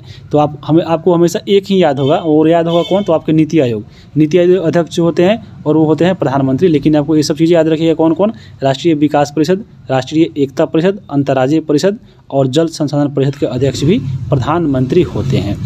प्रधानमंत्री विभिन्न अधिकारी, जैसे आपको महान्यायवादी हो गए, नियंत्रक लेखा महापरीक्षक हो गए, या संघ लोक सेवा के अध्यक्ष हो गए, तो यहाँ पे जितने ये आपको चुनाव आयुक्त हो गए, इसके जो नियुक्ति करते हैं तो नियुक्ति में भी यहाँ पे वो क्या करते हैं, प्रधानमंत्री सलाह देते हैं। इनकी नियुक्ति करते हैं राष्ट्रपति, लेकिन यहाँ पे केवल सलाह देते हैं। तो यहाँ पे ये पॉइंट आपको याद रखिएगा। आगे हम देखेंगे भारत के प्रधानमंत्री के बारे में। देखिए यहाँ पे आपको सब याद नहीं रखना है। जैसे अगर हम बात करें, देखिए आपको जवाहरलाल नेहरू के बारे में याद रखिएगा, जो सबसे पहले प्रधानमंत्री हुए और ये सबसे लंबा कार्यकाल इनका रहा है 1947 से लेकर 1964 तक। अगर ऐसे हम नीचे जाए तो यहाँ पे एक और चीज़ नीचे देखिएगा, और वो आपको है नरेंद्र मोदी वर्तमान में है 2014 से लेकर अभी वर्तमान में 2023 तक अभी बने हुए हैं। अब यहाँ पे प्रधानमंत्री से भी कुछ पॉइंट आपके जो है आपको पूछते हैं। जैसे पूछता है कि वैसे प्रधानमंत्री जो राज्यसभा के सदस्य थे, तो राज्यसभा का जो सदस्य रहने वाले 3 प्रधानमंत्री बने, जैसे इंदिरा गांधी, एच.डी. देवगौड़ा और मनमोहन सिंह। तो यहाँ पे याद रखिएगा। और वैसे अगर प्रधानमंत्री की बात करें तो प्रधानमंत्री, चलिए यहाँ पे हम कुछ पॉइंट देख लेते हैं कि वैसे प्रधानमंत्री जो प्रधानमंत्री के साथ साथ किसी राज्य के मुख्यमंत्री भी थे। तो यहाँ पे बहुत बार क्वेश्चन पूछा गया है कि वैसे प्रधानमंत्री का नाम बताइए जो कभी ना कभी मुख्यमंत्री थे। जैसे अगर हम बात करें मोरारजी देसाई की, तो मोरारजी देसाई जो थे आपको प्रधानमंत्री भी बने और मुख्यमंत्री भी, और ये मुख्यमंत्री कहाँ के थे, तो बम्बई के थे। चौधरी चरण सिंह की बात की जाए तो ये भी उत्तर प्रदेश के मुख्यमंत्री थे। विश्वनाथ प्रताप की बात करें तो ये भी उत्तर प्रदेश के मुख्यमंत्री रह चुके थे। पी.वी. नरसिम्हा की बात करें तो आंध्र प्रदेश के ये मुख्यमंत्री। एच.डी. देवगौड़ा की बात करें तो ये आपको कर्नाटक के हैं। और नरेंद्र मोदी की बात करें तो ये गुजरात के पहले मुख्यमंत्री थे और ये अब आपको प्रधानमंत्री है। और एक और नेता जो है बहुत सपना देख रहा है आपको बिहार का, जो भी मुख्यमंत्री है, और वह सपना देख रहा है आपको प्रधानमंत्री बनने का। तो वो क्या सपना साकार हो पाएगा, आपको कमेंट करके बताना है, क्योंकि वोट पाने के लिए ही आपको जो है बीपीएससी का जो एग्ज़ाम है उसको सेंट्रलाइज किया गया है, यानी आपको पूरे भारत में फैलाया गया है, क्योंकि इनको पूरा भारत का वोट चाहिए। तो ये चीज़ें आपको कमेंट करके बताना है, क्या नीतीश कुमार अगले 18वीं लोकसभा में मुख्य प्रधानमंत्री बनेंगे कि नहीं, ये चीज़ याद रखिएगा। लेकिन यहाँ पे आप कितने, ये भी गन लीजिए कितने थे, तो आपको 2, 2, 4, 2, 6 जो आपको प्रधानमंत्री थे, आपको मुख्यमंत्री भी बन चुके हैं। तो क्या 7वां नंबर आने वाला है या नहीं आने वाला है, ये आपको कमेंट करके बताना है। अब यहाँ पे देखिए सबसे लंबा कार्यकाल किसका प्रधानमंत्री का रह चुका है, तो वह जवाहरलाल नेहरू का रह चुका है, 16 वर्ष 9 महीना 12 दिन। प्रथम गैर कांग्रेसी प्रधानमंत्री तो मोरारजी देसाई बने थे। प्रधानमंत्री पद से त्यागपत्र देने वाले प्रथम प्रधानमंत्री कौन थे? तो मोरारजी देसाई ही थे। लोकसभा का सामना नहीं करने वाले प्रधानमंत्री कौन थे? तो चौधरी चरण सिंह थे। अविश्वास प्रस्ताव के द्वारा हटाए जाने वाले पहले प्रधानमंत्री कौन थे? तो विश्वनाथ प्रताप सिंह। अविश्वास प्रस्ताव क्या है, जिसको हम लोग आगे देखेंगे। अविश्वास प्रस्ताव के बारे में आपके बुक में भी पढ़ना है, तो याद रखिएगा आपको विश्वनाथ प्रताप सिंह जो है अविश्वास प्रस्ताव से हट गए थे। और पद ग्रहण के समय में किसी भी सदन के सदस्य नहीं रहने वाले प्रधानमंत्री कौन थे? तो ये आपको पी.वी. नरसिम्हा राव थे। अभी ऊपर हम लोग पढ़ रहे थे कि कोई भी मान लीजिए मंत्री या प्रधानमंत्री कोई बनता है, तो अगर वो उसके पास सदस्यता नहीं है आपको सदन का, तो उसको 6 महीना के अंदर लेना पड़ता है, नहीं तो क्या करना पड़ता है, उसको हट जाना पड़ता है। तो यहीं आपको पी.वी. नरसिम्हा बने थे, लेकिन इन्होंने 6 महीने के अंदर जो है सदस्यता ले ली थी। सबसे छोटा कार्यकाल कितना रहा था? तो अटल बिहारी वाजपेयी का रहा था। मात्र 13 दिन की इन्होंने जो है प्रधानमंत्री के रूप में यहाँ पे शपथ ली थी। उसके बाद पद ग्रहण करते के समय विधानसभा के सदस्य कौन थे? तो वह थे आपको एच.डी. देवगौड़ा। उसके बाद है भारत के प्रथम उप प्रधानमंत्री कौन बने थे? तो वह आपको अटल बिहारी वाजपेयी बने थे। सबसे कम उम्र के प्रधानमंत्री कौन बने थे? तो मोरारजी देसाई बने थे। सबसे अधिक उम्र के बने थे मोरारजी देसाई, और लेकिन पूछे कि सबसे कम उम्र के, तो आपको राजीव गांधी। उसके बाद है कार्यकाल के दौरान ही मृत्यु को प्राप्त करने वाले प्रधानमंत्री कौन थे? तो जवाहरलाल नेहरू थे। उसके बाद लाल बहादुर शास्त्री थे और इंदिरा गांधी थी। तो 3 जो है आपके व्यक्ति का नाम यहाँ पे याद रखिएगा, जो कार्यकाल के दौरान ही यह इनकी मृत्यु हो गई थी। अब यहाँ पे देखिए अविश्वास प्रस्ताव की बात करते हैं, क्योंकि आपके बुक में दिया गया था। तो अविश्वास प्रस्ताव क्या है? तो अगर संसद को यह लगता है कि मंत्रिपरिषद जो है सही ढंग से कार्य नहीं कर रहा है, तो संसद के द्वारा जो है अविश्वास प्रस्ताव पेश किया जाता है। तो अविश्वास प्रस्ताव जो आता है वो आपको लोकसभा में आता है, क्योंकि यह मंत्रिपरिषद लोकसभा के प्रति उत्तरदायी होता है, तो लोकसभा में आता है। और यह प्रस्ताव की सूचना जो है पहले लोकसभा अध्यक्ष को दी जाती है, और यह क्या किया जाता है कि वो आपको अविश्वास यहाँ पे होगा। अविश्वास प्रस्ताव को बहस के हेतु कुछ समय और निश्चित एक दिन देता है कि हाँ इस पे बहस होगा। बहस जब खत्म हो जाता है तो उसके बाद जितने भी लोकसभा में सदस्य होते हैं वहाँ पे इस अविश्वास प्रस्ताव पे अपना मत देते हैं, यानी वोट देते हैं। और यह अगर पास हो जाता है वहाँ पे, तो समझ लीजिए कि सरकार गिर जाती है और आपको सरकार को जो है यहाँ पे त्याग पत्र देना पड़ता है। तो ये आपको याद रखिएगा। उसके बाद यहाँ पे देखिए प्रश्नकाल के बारे में भी आपके बुक में दिया गया था कि प्रश्नकाल क्या होता है।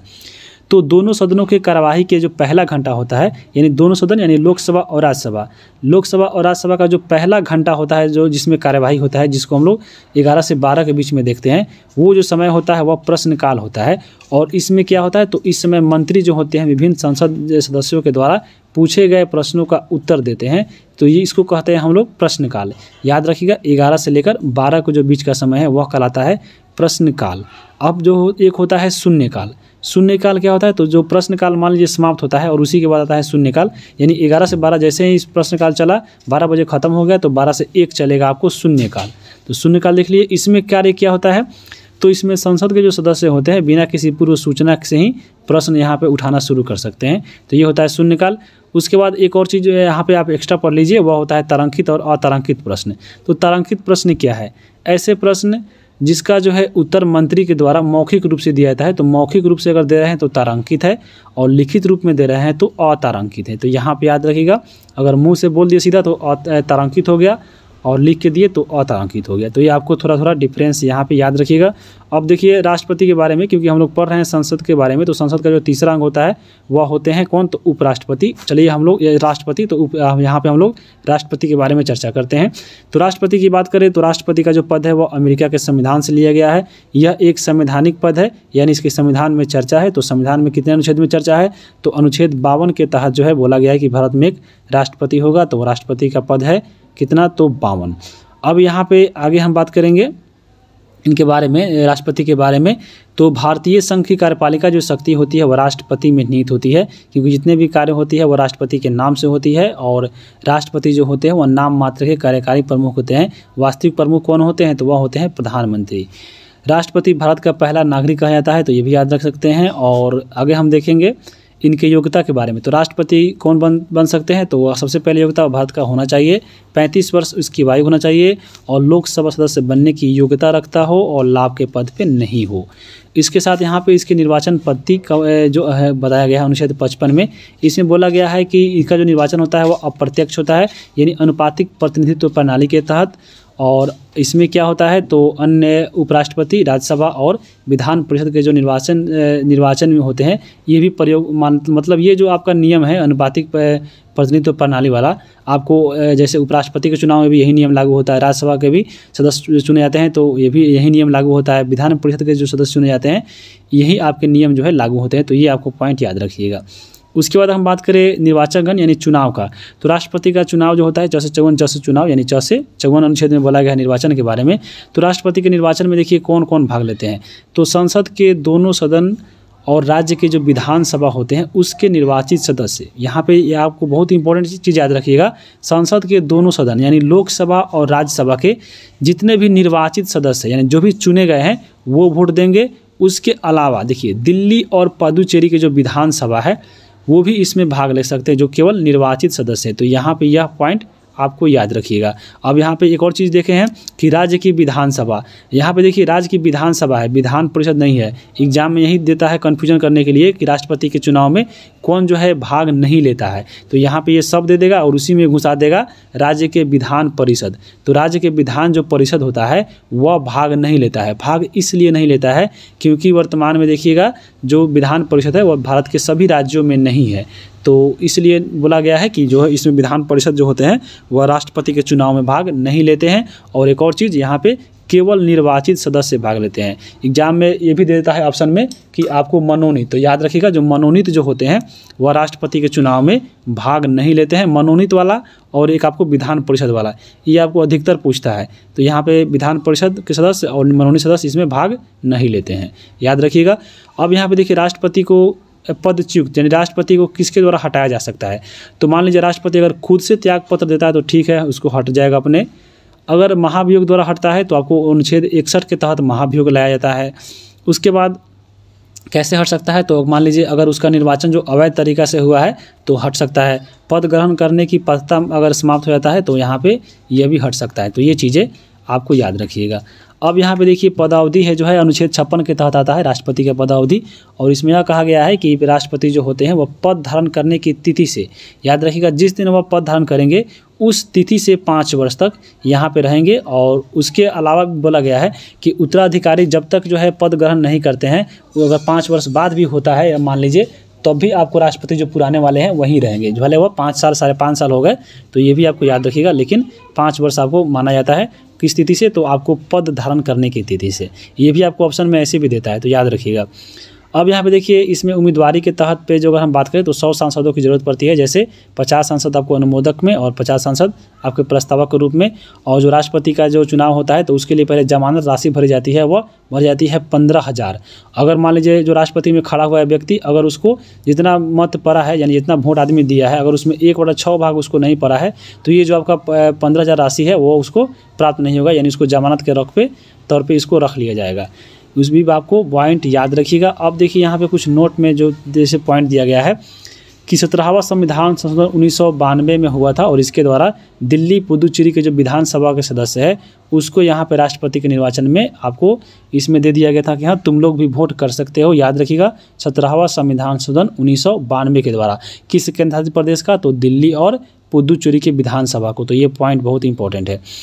उसके अलावा अगर हम बात करें तो 44वां संविधान संशोधन हुआ था 2001 में, और इसमें क्या हुआ था तो लोकसभा, राज्यसभा और विधानसभा एवं विधान परिषद की सीटों को 1971 की जनगणना के अनुसार ही रखने की बात की गई है। और कब तक रहेगी, तो वो आपको 2026 तक रहेगी। 2026 के बाद जो है आपको बढ़ने वाली है। तो ये चीज़ें कब कही गई थी, तो 2001 में जो है संशोधन हुआ था 84 संविधान संशोधन, और इसी में कहा गया था। और अभी जो सीटें जो है बांटी गई है लोकसभा, राज्यसभा या विधानसभा में या विधान परिषद में, वह किसके अनुसार बांटी गई है, तो 1971 के जनगणना के अनुसार। लेकिन 2026 में देखिए अब नया जो लोकसभा अभी बना है आपको लोकसभा भवन, तो यहाँ पे इसलिए सीटें भी बढ़ाई जाएगी 2026 में। तो ये चीज़ें आपको याद रखिएगा।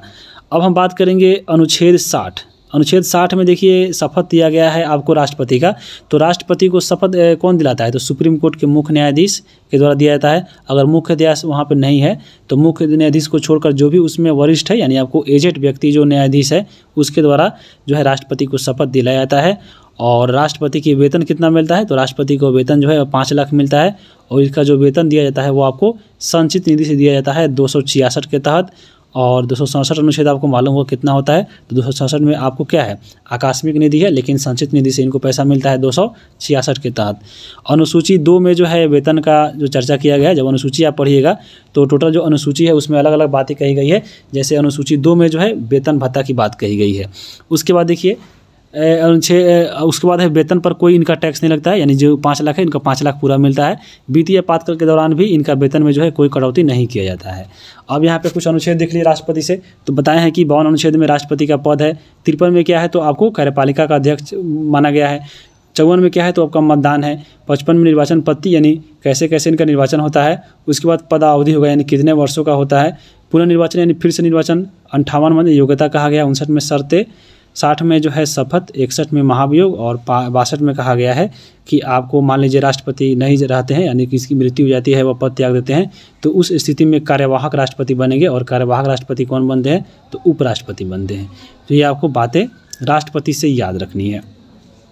आगे हम देखेंगे राष्ट्रपति के नियुक्ति और संबंधी। यहाँ पे राष्ट्रपति के देखिए नियुक्ति संबंधित है, यानी राष्ट्रपति किसको किसको नियुक्ति करते हैं। तो राष्ट्रपति प्रधानमंत्री को नियुक्ति करते हैं अनुच्छेद 75 के तहत। सुप्रीम कोर्ट के मुख्य न्यायाधीश को भी नियुक्ति करते हैं आपको राष्ट्रपति अनुच्छेद 124 के तहत। हाई कोर्ट के न्यायाधीश भी करते हैं अनुच्छेद 214 के तहत। महान्यायवादी को करते हैं अनुच्छेद 76 के तहत। नियंत्रक महालेखा परीक्षक यानी कैग को करते हैं 148 के तहत। यूपीएससी के अध्यक्ष की नियुक्ति भी राष्ट्रपति करते हैं 315 के तहत। वित्त आयोग के अध्यक्ष की नियुक्ति करते हैं 280 के तहत। मुख्य निर्वाचन आयुक्त की नियुक्ति करते हैं 324 के तहत। सुप्रीम कोर्ट के अध्यक्ष की नियुक्ति करते हैं राष्ट्रपति 338 के तहत। उसके बाद देखिए एसटी आयोग की अध्यक्ष 338 के ए के तहत। और ओबीसी आयोग की जो है 340 में आता है, जिसकी यहाँ पे अध्यक्ष जो होते हैं उसकी नियुक्ति राष्ट्रपति करते हैं। मुख्य सूचना जो आयुक्त होते हैं इसकी भी नियुक्ति जो है राष्ट्रपति के द्वारा किया जाता है। उसके अलावा यहाँ पे बहुत सारा जैसे राज्यपाल देख सकते हैं, रेलवे मंत्री है, विदेश मंत्री है, या आपको गृह मंत्री है, वह वित्त मंत्री, सूचना प्रसारण मंत्री, रक्षा मंत्री, बाल विकास मंत्री, ये आपको थल सेना अध्यक्ष, जल सेना, वायु सेना अध्यक्ष, ये सभी की जो नियुक्ति होती है वह राष्ट्रपति के द्वारा होती है। तो ये आपको पॉइंट याद रखिएगा। और 110 जो अनुच्छेद है आपको मालूम होगा वह धन विधेयक है, और धन विधेयक पर राष्ट्रपति की पूर्व अनुमति यहाँ पे आवश्यक होती है। धन विधेयक को पारित करने से पहले राष्ट्रपति अगर उस पर साइन नहीं करता है तो वह धन विधेयक पारित नहीं होता है। ये भी पॉइंट याद रखिएगा। और राष्ट्रपति को 123 अनुच्छेद के तहत अध्यादेश जारी करने का भी यहाँ पे प्रावधान किया गया है। अध्यादेश क्या होता है, मान लीजिए देश में कोई ज़रूरी कानून बनाना पड़े और संसद जो है उस समय अगर वह आपको उपलब्ध नहीं है या संसद किसी दूसरा कार्य में लगा हुआ है, तो उस समय चाहे तो राष्ट्रपति को अधिकार मिला गया है कि आपको 123 के तहत अध्यादेश जारी करके नया कानून बना सकती है। अनुच्छेद भाग 18 में जब पढ़िएगा आपातकाल, तो आपातकाल में भी राष्ट्रपति को अधिकार दिया गया है अनुच्छेद 52, 56, 60 के अनुसार। 352 में जो है राष्ट्रीय आपात लगा सकता है राष्ट्रपति। अनुच्छेद 356 के तहत राष्ट्रपति शासन लगा सकते हैं और 60 के तहत वित्तीय आपात लगा सकते हैं। तो ये आपको पॉइंट याद रखिएगा।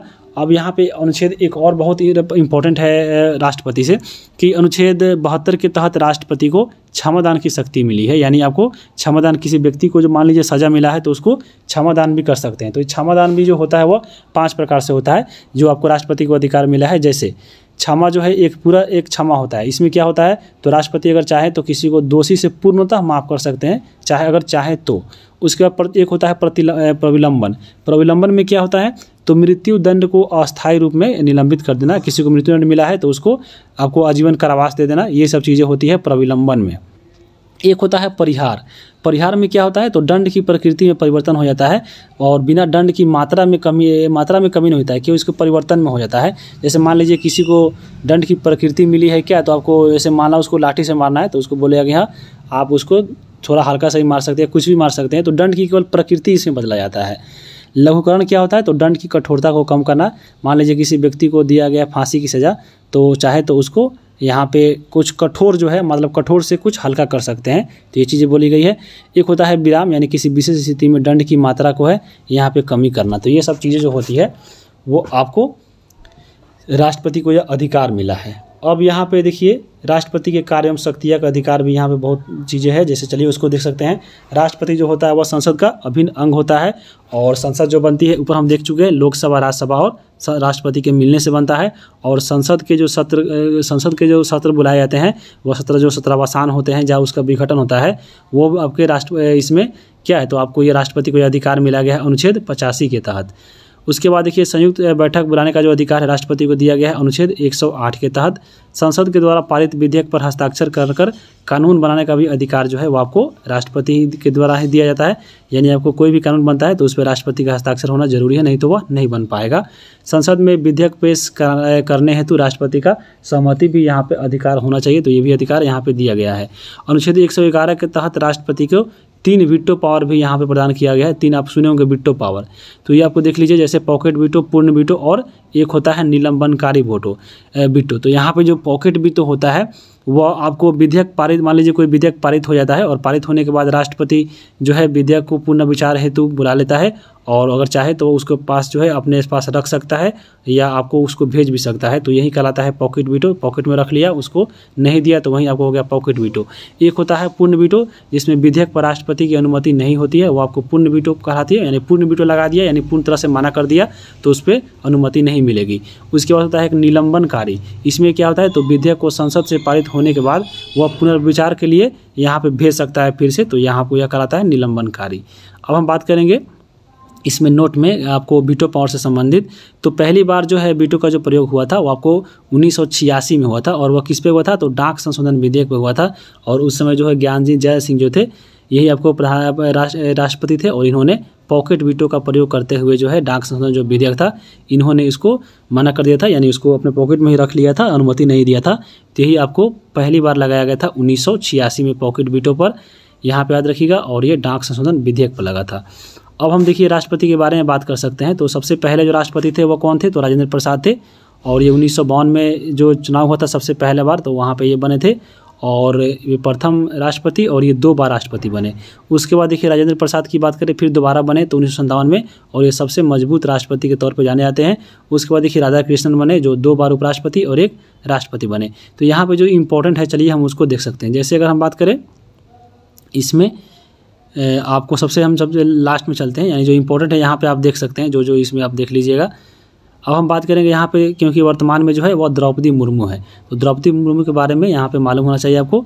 द्रौपदी मुर्मू की अगर हम बात करें तो आपको यह व्यक्ति के आधार पे 16वें राष्ट्रपति, जबकि यहाँ पे अगर हम क्रम के आधार पे बात करें तो ये 15वें राष्ट्रपति है। तो क्रम के आधार पे पूछे तो 15वें और व्यक्ति के आधार पे ये 16वें राष्ट्रपति है, तो ये भी याद रखिएगा। और द्रौपदी जो मुर्मू है वो प्रथम आदिवासी महिला राष्ट्रपति बनी है।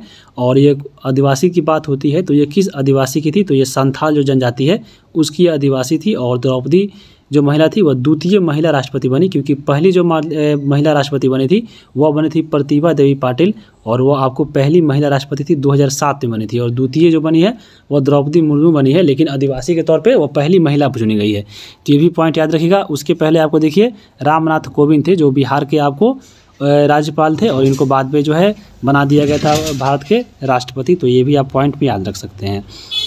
अगर हम बात करें अगला अध्याय 4, देखिए अध्याय 3 के समय में बहुत समय लग गया आपको। अब यहाँ पे अध्याय 4 देखेंगे, यहाँ पे आपको ज़्यादा एक्स्ट्रा चीज़ अब नहीं मिलेंगे और बुक में जो दिया गया फैक्ट, चलिए उसको हम कवर करते हैं। जैसे हम बात करें अध्याय 4 में है कानून की समझ, तो कानून चैप्टर ऊपर हम देख चुके हैं, संसद के बारे में पढ़ चुके हैं। तो यहाँ पे उतना पॉइंट आपको इसमें भी ऐड करना पड़ता है, अगर ऐड नहीं करते तो आपको समझ में नहीं आता। इसलिए जो है हम लोग ऊपर सब खत्म कर चुके हैं, जैसे प्रधानमंत्री, राष्ट्रपति, या आपको चाहे वो जिस संसद हो, लोकसभा हो, राज्यसभा हो, सब खत्म कर चुके हैं। अब यहाँ पे कानून की समझ के लिए, मान लीजिए कानून समझना है तो उसके लिए आपको संसद बनाती है, तो संसद के बारे में मालूम होना चाहिए, तो संसद देखें लिए। अब हम चलिए बात करते हैं भारत में कानून बनाने की कार्य जो है वो कौन करती है, तो संसद करती है, यानी संसद के द्वारा ही कानून बनते हैं। तो वह कानून कैसे बनता है, तो उसके लिए देखिए प्रक्रिया है, चलिए इसको देखते हैं। आपके बुक में दिया गया था कि मान लीजिए जनता का कोई मुद्दा है या समाज में कोई चर्चा चल रहा है, बहस चल रहा है, तो उस बहस को क्या किया जाता है, सरकार के द्वारा सदन में विधेयक के रूप में पेश किया जाता है। तो यह मान लीजिए किसी सदन में पेश हुआ, अब यहाँ पेश जो होता है चाहे वह लोकसभा में हो सकता है या राज्यसभा में हो सकता है, मान लीजिए कोई में हो जाए, तो यहाँ पे मान लीजिए लोकसभा या राज्यसभा में किसी में से गया, तो सबसे पहले उस विधेयक पे पहले सदन में चर्चा होगी और उस पर बहस होगी। यहाँ पे चर्चा हुआ और बहस मान लीजिए हो गया। अब यहाँ पे देखिए जिसमें जो सदन में जो सदस्य है उसके द्वारा यहाँ पे मत दिया जाएगा कि हाँ या इस पर विचार किया जाए या इसमें आगे लागू किया जाए। तो मान लीजिए कोई विधेयक जो है, अगर मान लीजिए अगर विधेयक पारित नहीं होता है तो वह विधेयक को वहीं पर रद्द कर दिया जाता है, या अगर मान लीजिए वहाँ पे विधेयक जो है आपको बहस में पारित हो गया तो वह आपको विधेयक वहाँ पे पारित हो जाता है। अब पारित होने के बाद क्या होता है, मान लीजिए लोकसभा में गया था तो लोकसभा में पारित हो गया, तो फिर ये जो आपका पारित विधेयक है वो आपको राज्यसभा में जाएगा, यानी आपको एक सदन से पास होने के बाद वह दूसरे सदन में जो है पारित होने के लिए जाता है। तो यहाँ पे देखिए पारित विधेयक दूसरे सदन को भेजा जाता है, दूसरे सदन में उस पर फिर चर्चा होती है और वहाँ पे उसमें भी पारित होता है। पारित होगा तो हुआ, नहीं तो अगर मान लीजिए कुछ संशोधन करना है तो आपको वह संशोधन भी कर सकता है। जब यहाँ पे पारित हो गया मान लीजिए संशोधन करते हुए, यानी आपको दूसरे सदन में भी वह पारित हो जाता है, तब वो जो विधेयक है राष्ट्रपति के पास जाएगा। अगर राष्ट्रपति उस पर हस्ताक्षर कर देते हैं तो राष्ट्रपति मान लीजिए हस्ताक्षर कर दिए तो उसके बाद जो है वह जो बहस था, वो जो अधिनियम जो आपका वो विधेयक था वह कानून बन जाता है, तो आपको कानून कहलाता है। तो यही आपको ऐसे आपको जो संसद है वो आपको अधिनियम बनाता है। अब आपको बुक में दिया गया था बिहार प्रेस बिल 1982, ये क्या है? तो ये जो बिहार प्रेस बिल है आपको बिहार सरकार के द्वारा यानी राज्य के विधान के मंडल के द्वारा इसको जो है जारी किया गया था। कब? तो 1982 में। यहाँ पे इसमें यह था कि मान इसमें कहा गया था कि इसके तहत अगर कोई व्यक्ति राज्य सरकार की आलोचना करता है तो उसे दंड दिया जाएगा, और यह बिल जो है स्वतंत्रता के मौलिक अधिकार को हनन करता था। इसलिए यहाँ पे लोगों ने जो है इसको विरोध आंदोलन किया और इसको हटाना पड़ा सरकार को। तो इसको हटाने के लिए देखिए इस बिल को 3 दिसंबर 1982 को अखिल भारतीय समाचार पत्र संघ एवं अन्य संगठनों के द्वारा इस बिल का विरोध किया गया। हड़ताल के बाद इसको सरकार के द्वारा वापस ले लिया गया था। कब? तो 1982 में ही आया और 1982 में ही यह चला गया था, क्योंकि यह स्वतंत्रता के खिलाफ था। यानी मौलिक अधिकार में जो स्वतंत्रता दिया गया उसके खिलाफ यह था, क्योंकि मौलिक अधिकार में आपको बोला गया है कि हाँ आप कुछ भी उसमें बोल सकते हैं, और यहाँ पे यह बोल रहा है कि सरकार की कोई आलोचना नहीं कर सकता है। लेकिन अभी देखिए सरकार की आलोचना कोई भी व्यक्ति कर सकता है, सबसे ज़्यादा मीडिया करता है। तो आपको ये चीज़ याद रखिएगा। और अगर ये हो जाता पास तो हम लोग क्या बोलते, ये आपको मौलिक अधिकार का हनन हो रहा है, इसलिए इसको हटा दिया गया था। उसके बाद हम बात करेंगे आंतरिक आपातकाल जब हुआ था 1974-76 में, तो उसके दौरान जो है सरकार जो है यहाँ पे दमनकारी नीति अपनाई थी। दमनकारी नीति क्या अपनाई थी? जैसे वह प्रेस की स्वतंत्रता पर रोक लगा दी थी, बोलने की स्वतंत्रता पे आपको रोक लगा दी थी। लेकिन ये जो दोनों चीज़ें आपको क्या है, ये आपको मौलिक अधिकार है, आपसे कोई नहीं छीन सकता है। और ये चीज़ें आपको जब लगा था आपातकाल तो ये हमने से छीन ली गई थी। तो ये आपको याद रखिएगा। और आपातकाल के विरोध में ही आपके बिहार के जो प्रमुख नेता थे लोक नायक जयप्रकाश नारायण, इनके द्वारा पूरे भारत में जो है जन क्रांति चली थी, और उसी जन क्रांति जो है आगे चलकर संपूर्ण क्रांति के नाम से जानी जाती है। तो एग्जाम में पूछता है कि संपूर्ण क्रांति किसने चलाया था, तो आपको जयप्रकाश नारायण ने। जयप्रकाश नारायण को कौन सी उपाधि मिली है? तो लोक नायक की उपाधि मिली है। अब यहाँ पे जो चली थी संपूर्ण क्रांति, इसका उद्देश्य क्या था? तो इसका उद्देश्य था कि नागरिक का स्वतंत्रता, भ्रष्टाचार, महंगाई और बेरोजगारी का निवारण करना। ये आपको संपूर्ण क्रांति का क्या था? तो आपको उद्देश्य रहा था। अब हम बात करेंगे आगे 5 नंबर चैप्टर। 5 नंबर में है देखिए न्यायपालिका। तो न्यायपालिका आपको मालूम होगा न्यायपालिका का अर्थ क्या होता है। तो जैसे हम लोग ऊपर पढ़ ही चुके हैं न्यायपालिका के बारे में, जैसे न्याय के लिए कौन जाना जाता है। अब चलिए इसको हम देखते हैं। सरकार के 3 अंग होते हैं, हम लोग पहले भी देख चुके हैं। सरकार के 3 अंग कौन होते हैं? तो एक विधायिका होते हैं, दूसरे कार्यपालिका, तीसरे होती है आपको न्यायपालिका, और चौथा कौन होता है? तो चौथा जो हम बताए थे मीडिया को, जो हम पिछला कवर किए थे चैप्टर, पिछला जो बुक, तो उसमें बताए थे कि आपको चौथा स्तंभ बोला जाता है मीडिया को, लोकतंत्र का। और ये सरकार के 3 अंग है यहाँ पे, विधायिका, कार्यपालिका और न्यायपालिका। विधायिका का कार्य होता है कानून बना, तो कानून बना तो हम लोग देख ही लिए आपको संसद के बारे में पढ़कर। कार्यपालिका क्या होता है? तो कानून को लागू करना, यानी जो कानून बनाता है विधायिका उसको कानून को लागू करना काम होता है कार्यपालिका का।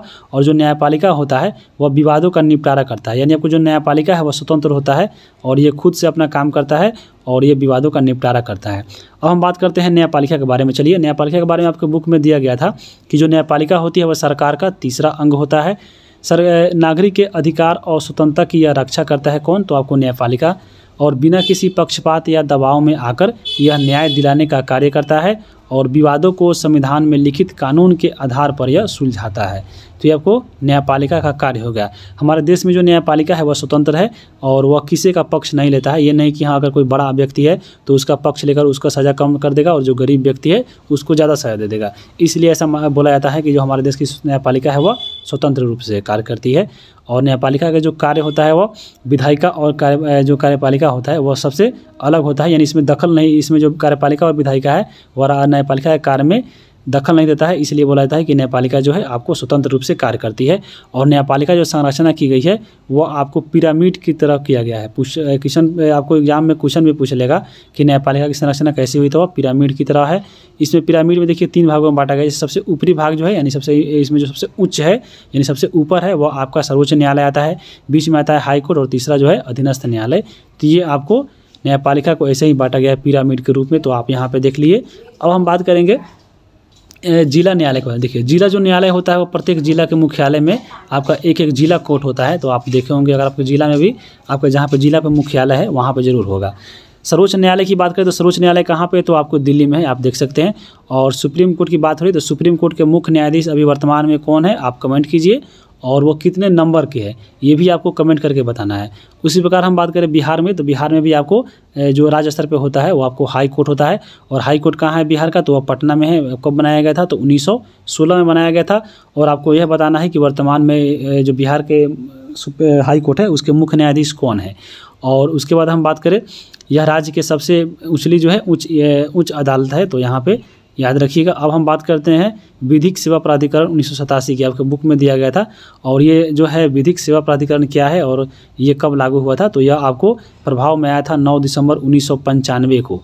अगर हम बात करें यह क्या था, तो आपको इसका उद्देश्य की बात करें तो भारत में कोई भी व्यक्ति गरीबी या किसी अन्य असमर्थता के कारण अगर उसको न्याय नहीं मिलता है, न्याय से वंचित रह जाता है, तो उसको न्याय दिलाने के लिए जो है विधिक सेवा प्राधिकरण लाया गया था 1987 में। अब हम बात करेंगे लोक अदालत का, तो लोक अदालत क्या होता है चलिए उसको देखते हैं। लोक अदालत की अगर हम बात करें